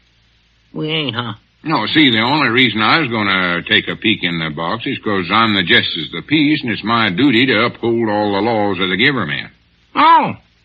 Well, what's that got to do with it? Well, I've got to see that he ain't smuggling no black market stuff in there or nothing like that. You understand? No, but that's as good as any reason I could think up, I reckon. Give me the hammer. Yeah, here you are. I don't aim to monkey around with whatever's in there. I'll tell you that right now. Nails it all crooked. Just making a legal checkups, all. Routine. When I taken this office of Justice of the Peace, I taken an oath. Here, Grandpap, grab hold of this board. I'd fulfill the here. duties of my office to the best of my ability and hold up the bylaws and all the other laws of Cloverleaf Township, County of Polk, State of Arkansas, United States. Well, I'll be dead blamed. Hey, Lum. Huh? Looky there. What is it? Just look. Well, oh my goodness alive, what is it anyway? Hi, doggies, Lum. There's somebody in there. Well, nail that thing back up again, Not quick. me. I'm getting out of here.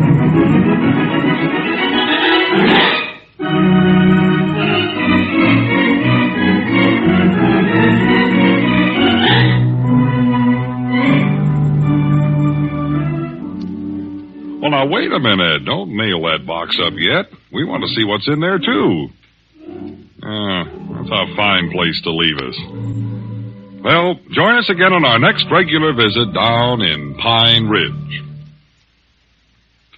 Now, if you wake up with a headache, friends, brighten your morning with the help of Alka-Seltzer. Yes, whether you spend your weekends in the city or the country, Alka-Seltzer may be just the thing you want. Especially if you happen to get so busy having a good time that you overdo it. You know, it's easy to overdo after a week's hard work. But sometimes your overdoing results in a dull, dreary headache. Well, when that happens, it's time to call on Alka-Seltzer. For Alka-Seltzer can help you to feel better fast. Remember then, always have Alka-Seltzer tablets with you on your weekends. You can get Alka-Seltzer at any drugstore. And remember, when your tablets get down to 4, that's the time to buy some more.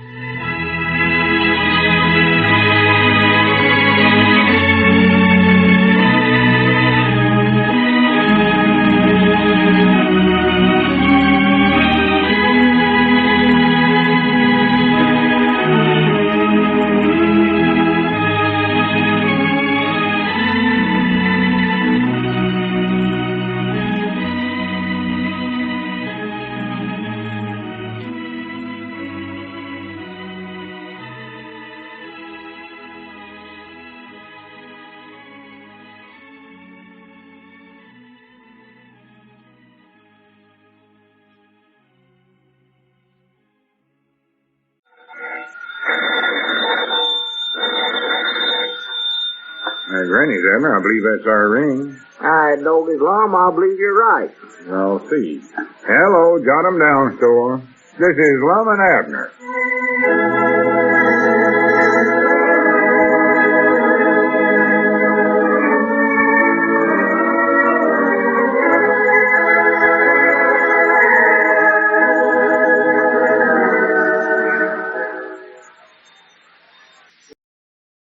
And now let's see what's going on down in Pine Ridge. Well, as we look in on the little community today, we find Lum and Abner in their Jot 'em Down store, preparing to turn their findings over to the law. Lum is attempting to get in touch with the town marshal. Listen. Out of town? Well, he never told me nothing about it. When did he go? I see. When do you expect him back? Oh. All right, but next time, tell him he ought to notify me before he leaves that away. Oh, did he leave? Huh? Well, who did he leave in charge of the jail? Oh, well, that's all right then. All right. Goodbye. Oh, me, has Uncle Henry went out of town again? Yeah, his brother's ailing again, so he went to see him. Huh. Who's in charge of the jail? Willie the Boodler. Well, Willie's one of the prisoners. Yeah, but he's more than likely in charge down there. He's more reliable than Uncle Henry is. Leastways, he spends more time down there than Uncle Henry does. Oh, yeah, Willie's a good man. Ain't no doubt about that. Smart, too. Well, with the town marshal gone, we can't turn that box of Dr. Grills over to him. No. So, looks like we'll just have to turn it over to you. To me? Well, sure. You're the deputy town marshal. Yeah, I know I am, Lum, but don't turn that box over to me. I don't want nothing to do with it. It's your duty, though. You're the main law enforcement officer in town now. Yeah, but you're the justice of the peace, Lum. It was your duty to investigate this whole thing. Well, I'm going to do that, too. I'm going to throw out a drag's net that'll cover this whole country till I catch that Dr. Fontaine Grill. But it's your job to open up that box and get that evidence for me to convict Dr. Grill on. What's in that box there is the corpus delicti and the ex post facto. Well, that ain't what I seen. I never taken a very good look when we peeked in there yesterday, but I seen enough to know that a feller nailed up inside that box. Well, that's what I mean. I was just using the legal law words for it, so... Oh. Doggett, how do you reckon a nice-looking little feller like Dr. Grill could do a thing like that? I don't know. He sure never looked the type. But then you never can tell. Come to think of it, though, he did have eyes that was close together. Oh, them glasses he had on make 'em look close together. Them things magnified things, you know what? Let me take these off. I can't see neither. Huh? Better. Oh, them's your new spectacles, ain't they? That's a sure sign of a criminal, though. It is. Yeah, either close together or wide apart. I can't recollect which. Whatever it is, he had 'em. Yeah, well, I can see now why he never wanted us to look in that box all right. Yeah, and when he said to take a good care of it, we'd be rewarded. I know what he meant by it. You do? Yeah. Granny, let me put these glasses back on again. I can't even talk straight without them. Well, that ought not to affect your talking long. Well, I know it. Some reason or other, though, I just can't talk good without my spectacles on. Well, I've heard of Can't see what I'm saying. Heard of reading glasses. I never heard of talking glasses before. Well, it helps my eye teeth. Oh. Yeah, he was aiming on paying us some money to keep this quiet and I'd turn him over to the police. You reckon that if he done what he done to get that feller's money? No, I wouldn't put it past him at all. Doggone, I'm glad I'm broke. Well, you better get back there and open it up and make a complete inspection and then report to me and I'll get in touch with the sheriffs all over the country. But, Lum, I don't want to go back there and monkey around with that thing. You've got to, Abner. This matter has went further than what me and you want to do. Yeah, but, Lum, I don't... Hurry up, Abner. Well, I've got to make the delivers, Lum. Well, the delivers can wait. Justice and the law can't. Well, Lum, I know what's Take my glasses off again. I can report to you right now what's in that box. I think my pivot tooth's spinning is what the trouble is. Huh? My pivot tooth is spinning. Is that bothering your glasses? Well, I don't know. Every time I put my glasses on, I can't talk straight. That's what you get for swapping sight unseen with Grandpappy Spears, Lum. His eyes needs glasses worse than you do. And I think these are women's glasses. They talk too much. You put them glasses on, your eyes bug out, you can knock them off with a stick. No, I look like a tromped-on toad frog. Why, sure. You better take them things off. That's causing your headaches, ain't no doubt. Well, get on back in the feed room now. Justice and the law can't wait. Well, I'm not going back there, Lum. I don't want to go back there by myself. You've got to make sure of this and then try to find something to identify the feller in that box. Oh. And find some clues why this crime was committed in the first place. Well, you do that. You know more about it, Lum. I'll call up the sheriff. I'm a good telephoner. Best little old telephoner I ever seen. All right. If you're afraid to go back there, I'll do it. Yeah, that's a good idea. But you're going to help me. Huh? Come on, let's get going and get it over with. Well, all right. I can think of a lot of other things I'd rather do if I was having my druthers, so I can tell you. Hurry up. Dr. Grill told us not to monkey around with that box, and I dog as we ought to do like he says. Yeah, but we know now he's a criminal. I ain't going to have no criminal dictate to me, I know that. Yeah, but you know what's in that box, Lum. That'll give you an idea of what happens to fellers that Dr. Grill don't like. Well, it's too late to worry about that now. Besides, Dr. Grill ain't around here nowheres. He's on his way to Washington. Or wait a minute. I bound you he never aimed on going to Washington at all. He just told us that. Why, sure did. He might be hiding out around here somewhere, down there in the swamps by the river or someplace like that. Well, if he is, my dragnets will get him. Yeah, but if he's that close, I know good and well we oughtn't to be monkeying around with that box, neither. Well, I don't think he's hiding around here. Don't forget that he rode into the county seat with Ezra Seastrunk, and Ezra seen him get on the train. He could have jumped out the window, though. He could have, but I don't think he did. He done it. Ezra said the last time he seen him was sitting in there talking to the newsboys. Yeah, Lum, that feller do anything, a little varmint, that snake in a weed. Well, here, just stop talking and open the box. I ain't got a hammer here. I reckon we can't do it now. There's a hammer around here somewhere. I reckon we can just pull them 2 top boards off of there with our hands.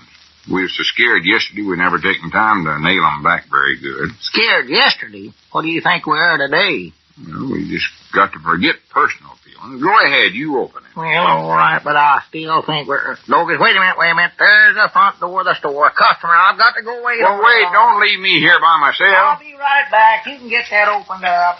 Oh, hello, Mr. Abner. Yeah, hello, Cedric. I'm glad you come in when you did. Yes, Mom, I am too. Oh, hello, Mr. Lum. Yeah, howdy, Cedric. I thought you had some work to do back in the feed room, Lum. Well, I didn't think a certain somebody ought to find out about a certain something because he'll blab it all over town. Oh. I would not. What is it, Mr. Lum? It ain't nothing, Cedric. Well, he's bound to find out sooner or later, Lum. Grandpap knows about it, and he was with us yesterday. He'll blab it. Well, I think we ought to keep it as quiet as we can for the time being. What are you talking about? Oh, nothing, Cedric. What do you want today? Peanut butter? No, Mom, I got a hearing from Ernest Macmillan today, and I wondered if one of you fellas would read it to me. From Ernest? Yeah, it sounds better when somebody else reads it instead of me. Well, sure, give it here, Cedric. I'd love to know what he's got to say. Here it is. It starts right there. Yeah, I know where a letter starts. I saw him before. Says, Dear Lug. This ain't for you, Cedric. Yes, it is. That's what he calls me in all his letters. Me and him write a lot. Oh, Dear Lug. Why don't you ever write to me, you knucklehead? Ain't that wonderful? Good old Ernest. I thought you said you wrote him a lot, Cedric. Well, I wrote him last year. For me, that's a lot. Go on, Mr. Abner. Read me the rest. Says, look, Gooseface, all you have to do is pick up a pen and scrawl a few measly sentences on a piece of paper and mail it to me. It's really quite simple. Gee, ain't that interesting? I don't care if the letter ain't long, just so I get a lot of them. I've been over in this hole so long, a couple of lines from home looks better than Hedy Lamarr. Ernest is a letter, and a wit, too. Don't give me that old excuse that you ain't got time. Get a stack of those email things and use them. They're handy as the dickens, and they get through to us in good shape. So get on the ball, lunkhead. Who's lunkhead? Oh, that's me, too. Ernest is my best friend. Just give me a hint of what's going on back in the burg. Who's doing what and why. I ain't telling you a thing that goes on here till you dispatch a little info out my way. Your uninformed friend, Ernie. P.S. Write me. Guess that's all there is to it. You scared me. I thought you were going to say something. I thought there was. Well, much obliged, Mr. Abner. It's the most interesting letter I believe I ever hear. Interesting? He never told you nothing. Love to get letters from Ernie. Always writes such interesting things. Well, so long. I'm going over and have Mr. Dick read this to me again. I'll see you later. Yeah, so long, Cedric. Boy, Had to get that giggle box out of here. Yeah, he loves Ernest. I don't believe Cedric hardly knowed what was in the letter. He's just so happy to get a hearing. Didn't matter to him what he said. I hope he pays attention to what's in the letter and writes to Ernest. Oh, me too. You can tell from that how much them boys over there enjoys getting letters regular. Not just once in a great while. Yeah, I know little Pearl keeps telling us the same thing. Write to her as often as we can, she says. She don't care how short the letters are, just so we keep them coming.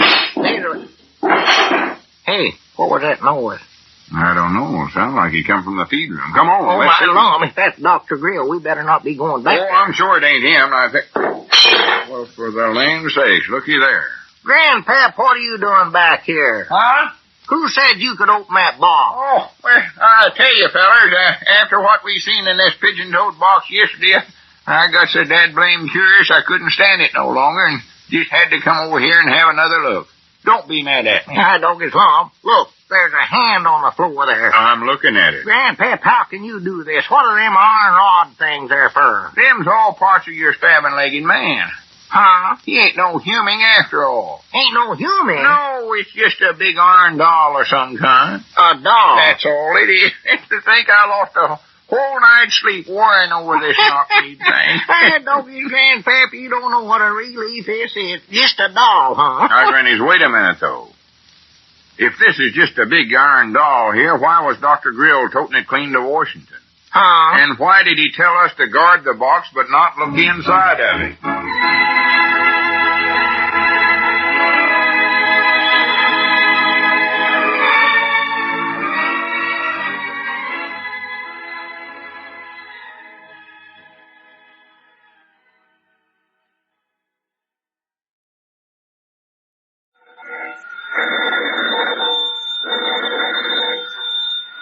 Granny's, Abner. I believe that's our ring. All right, Doggy Lum, I believe you're right.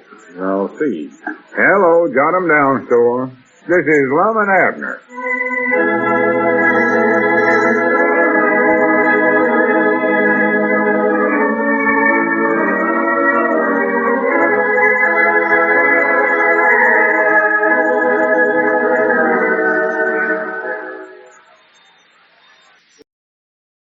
And now let's see what's going on down in Pine Ridge.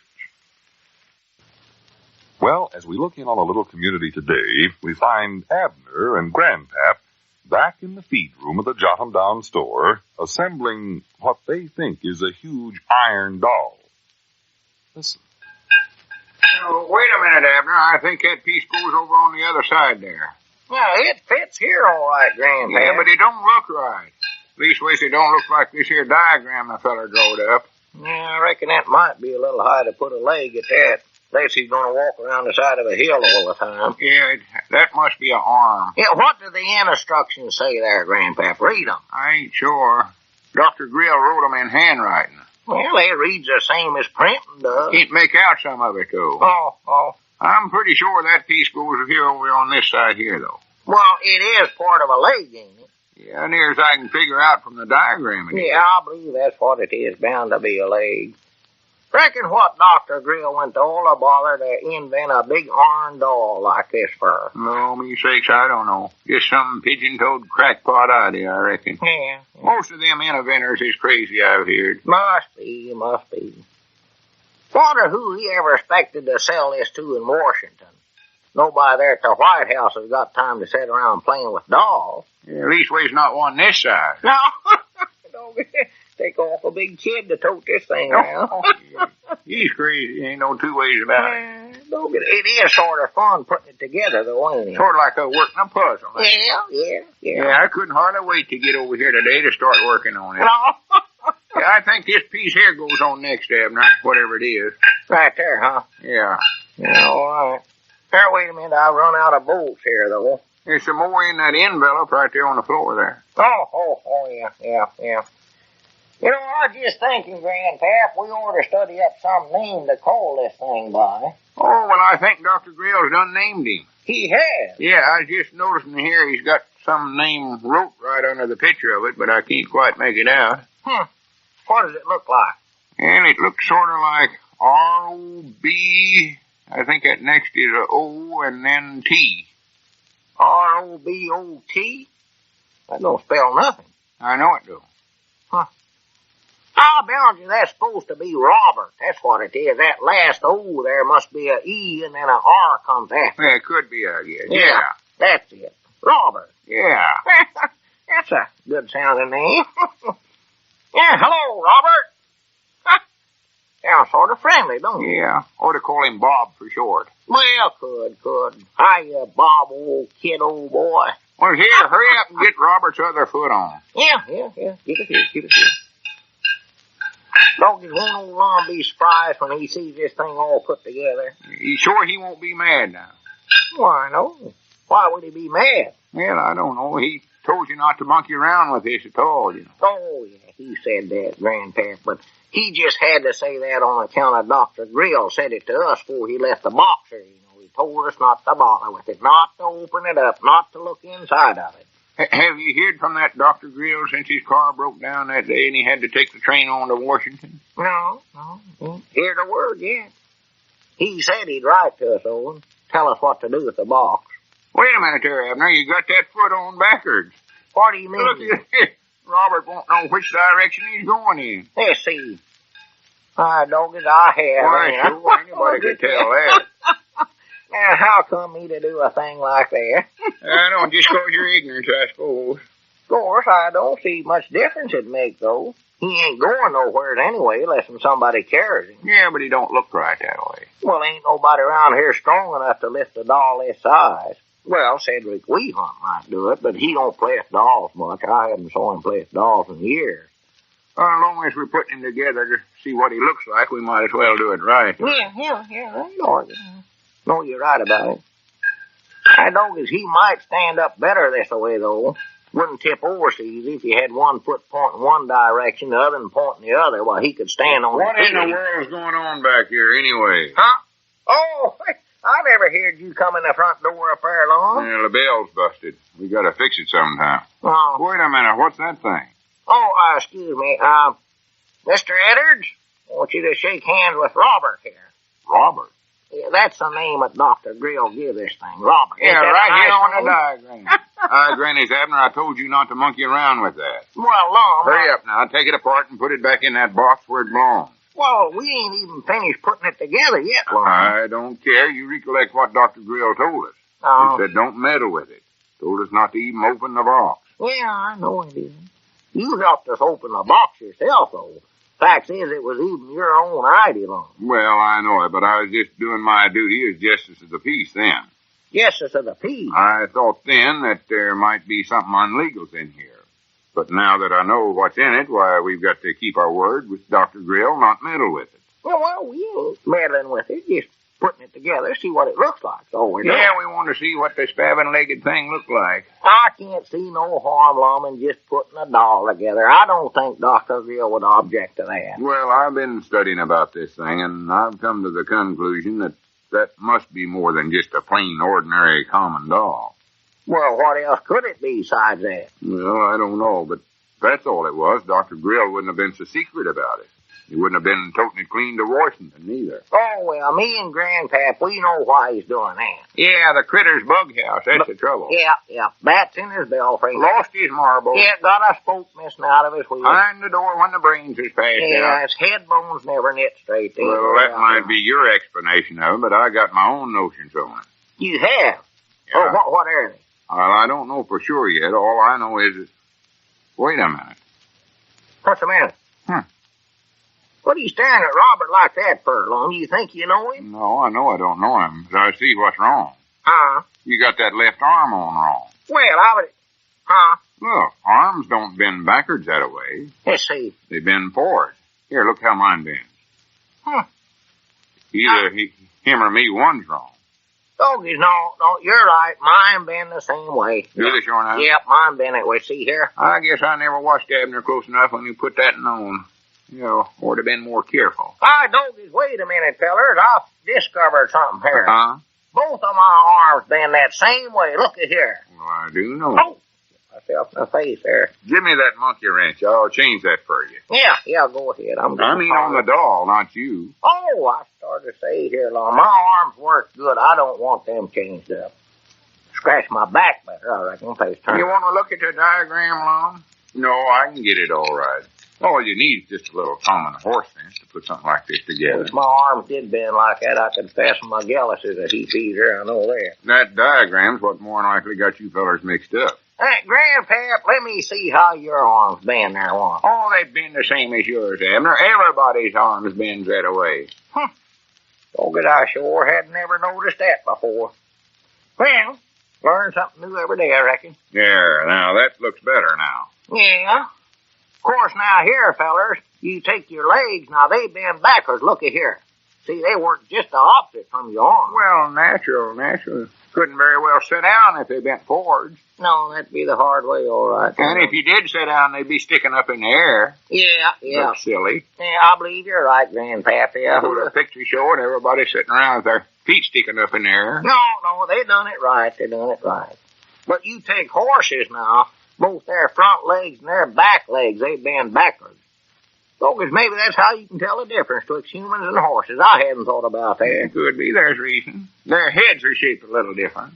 Heads? Yeah. Well, horses' ears stick up higher, I think. You take Maud Toops now, for instance, Grandpap. If you could tell that jaw of hers from a horse's on a dark night, I'd know. Where's the part that goes right on here?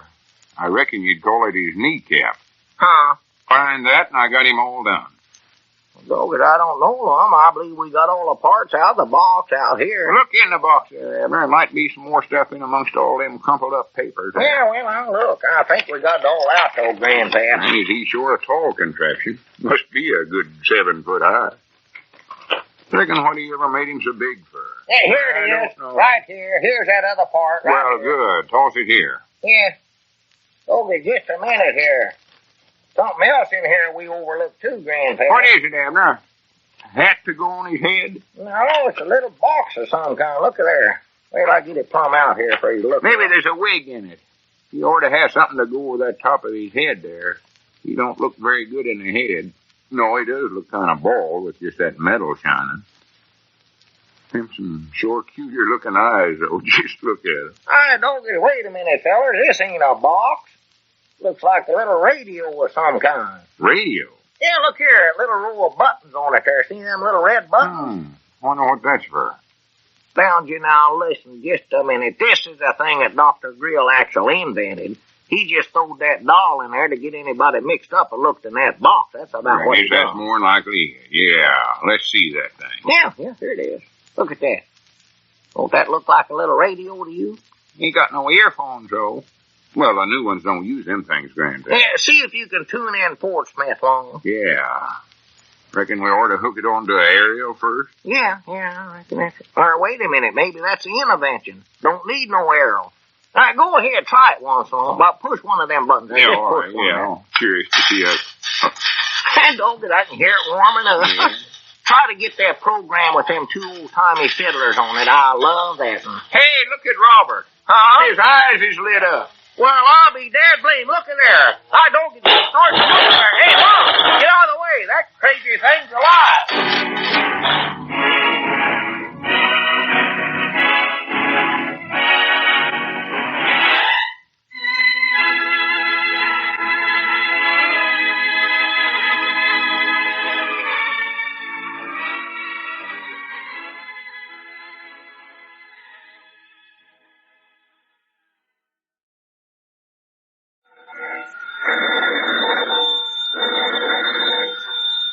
Granny's, Abner. I believe that's our ring. Doggett, Lum, I believe you're right.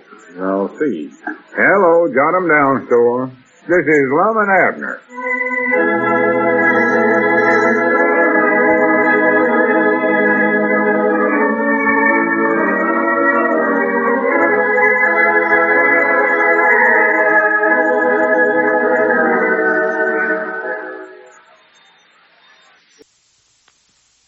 And now let's see what's going on down in Pine Ridge. Well, as we look in on the little community today, we find Lum in the Jot-'em-Down store consulting a book. Abner is just rushing in from the feed room. Listen. Hey, Lum, you know what, Lum? Don't interrupt me, Abner. I'm reading. But let me tell you what happened. That Robert is the outdoingest one thing I ever seen in my whole life. He can lift sacks of feed, Lum. Lift sacks of feed? He done it. He done it. Watch yourself. Don't go around saying things like that. People think you're touched in the head. Well, he done it, though, Lum. See, I figured out which button to push on that little radio box, and he'll bend over and pick up a sack of feed just like a human. And a whole lot easier, too. That Robert's strong. Are you telling the truth? Yes, sir. I bound you Robert is stronger than Cedric, even. Doggett, I'd just like to see them two get into a wrestling match one time. You mean you can make that thing do what you want to by just pressing them buttons? Yeah, if you press the right ones, you can. You know, I believe if we'll study on that thing a while, we can get Robert to do a lot of stuff around the store here for us. Well, be yonder more of an invention than I ever allowed it was. Yeah. When we first put it together, I never thought much of it. Fact is, I just looking up something about it in this book. Does it tell about it? Well, not direct. What book is that you got there? It's, Don't come out to suit me.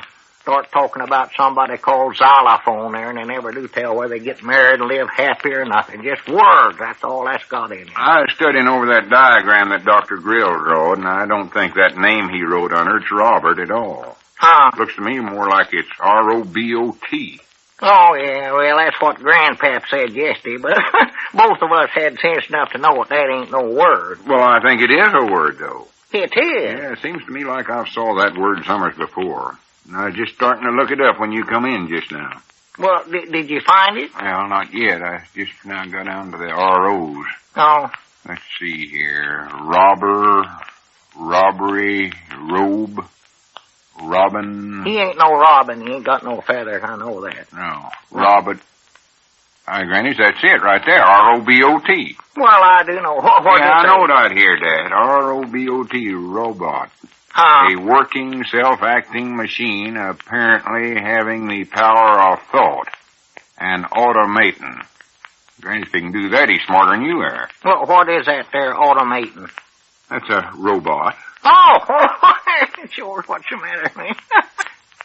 What's a robot? I just told you. A working, self-acting machine. All right, Doggy, that's Robert. That's him all right there. It's a workingest machine I ever seen in my whole life. No, that ain't his name, though. It ain't Robert. It's Robot. Well, why can't we call him Robert the Robot, Mom? I don't believe we can change his name now, because he answers to Robert, I believe. Answers to it? Well, sorter. He does things when I call him Robert and push them buttons. Oh. Well, I don't hardly think it makes much difference, no way. Well, it might now. Better not take no chances. Aunt Charity Spears claims that sometimes if you change a youngun's name, it makes him left-handed. Well, I don't reckon that'd have much effect on a mechanical man, though. Just for humans. All right, Doggy, if you seen Robert lifting them 100-pound sacks of feed back there, you'd have thought he was a human. You know, Lum, he could be a lot of help to us around the store here. Save me doing all that lifting back there. Well, yeah, but we can't use him. Well, I need some help, though. Can't use him. Why, of course not. Well, why can't we? All we got to do is just press them buttons. I'll be proud to take over the button-pressing job, Lum. Just sit there in a rocking chair all day long with that little radio box in my lap and steer Robert around. Just what I was feared of. But you're forgetting one thing. He don't belong to us. He belongs to Dr. Fontaine Grill. What's more, Dr. Grill never wanted us to even open the box he was in. Oh, well, he'll never know nothing about it, Lum. He's a long ways away from here. He's in Washington, Dr. Grill. Yeah, but if he'd walk in here someday and see that thing walking around the store, he might lawsuit us. I don't know. See him working. Reckon he might show up? Well, he'd have a right to, I think. He paid us to keep the box here and not monkey around with it till he called for it again. Yeah, but wait a minute, old Lum. He just paid us for 1 week storage for that box, didn't he? And it's been here 2 weeks now. Granny, that's right, ain't it? Why, sure it is. So, he's behind his rent. He owes us something right there. Well, he'll more than likely send us some more money to cover another week's storage. Yeah, but he ain't done it yet, has he? Well, no. All right, then. Why not just let Robert work out what Dr. Grill owes us? You mean actual hire Robert to work here in the store? Why, sure. Just put him on regular wages. Only, of course, we won't have to pay him nothing till the storage bill's paid up in full. Well, I don't know. We'd have to go to all the trouble to get him a Social Security number. I don't know where you can get one for a machine or not. Well, he can borrow mine. I don't hardly ever use it no way. Then we'd have to figure the withholding tax from his wages. Oh? I'm feared, but by the time we got done deducting all that stuff from his wages, it'd take him months to pay off 1 week's storage bill. Well, we'll give him a raise then. How's that? The only trouble with that is we'd have to get permission from the OP&A before we could give him a raise. Oh, has he got a ceiling on him? Must have.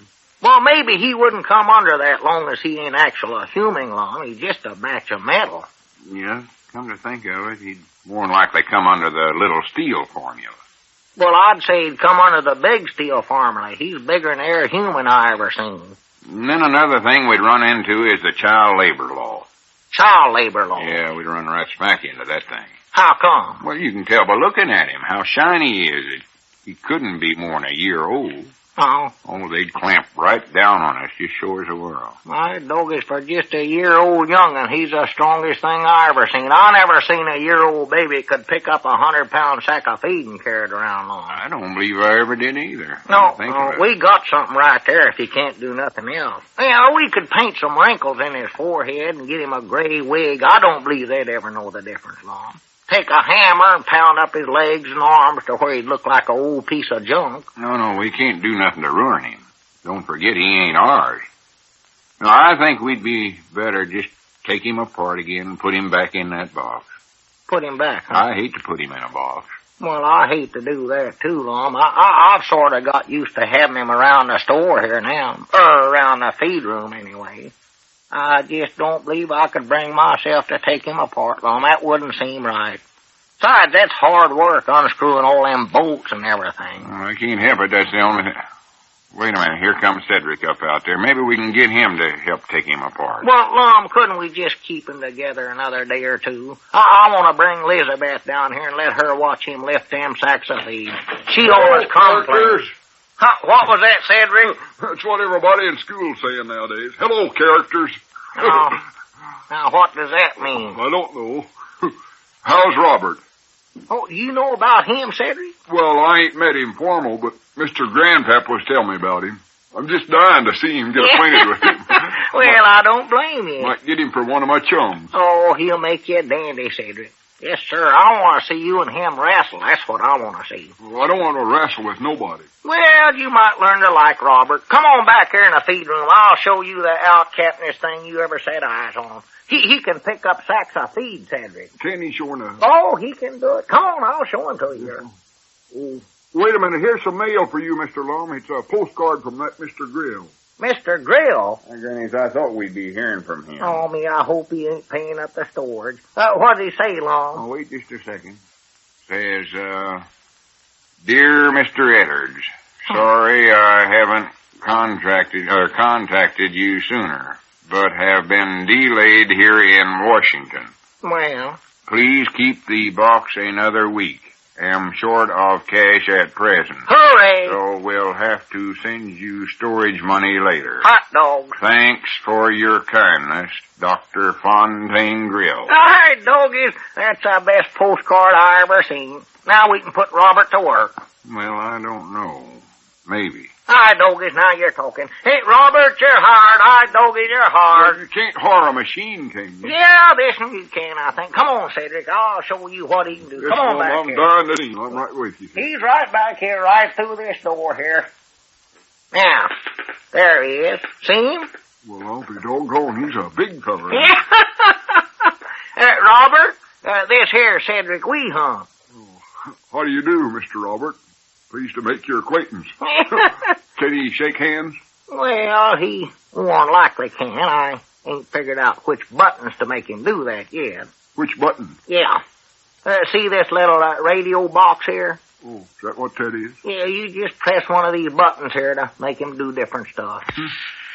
Hey, come back here, Cedric. What's the matter? Oh, I sound like a rattlesnake. Well, come on back in here. Doggies, don't start running that way. You'll have a runaway.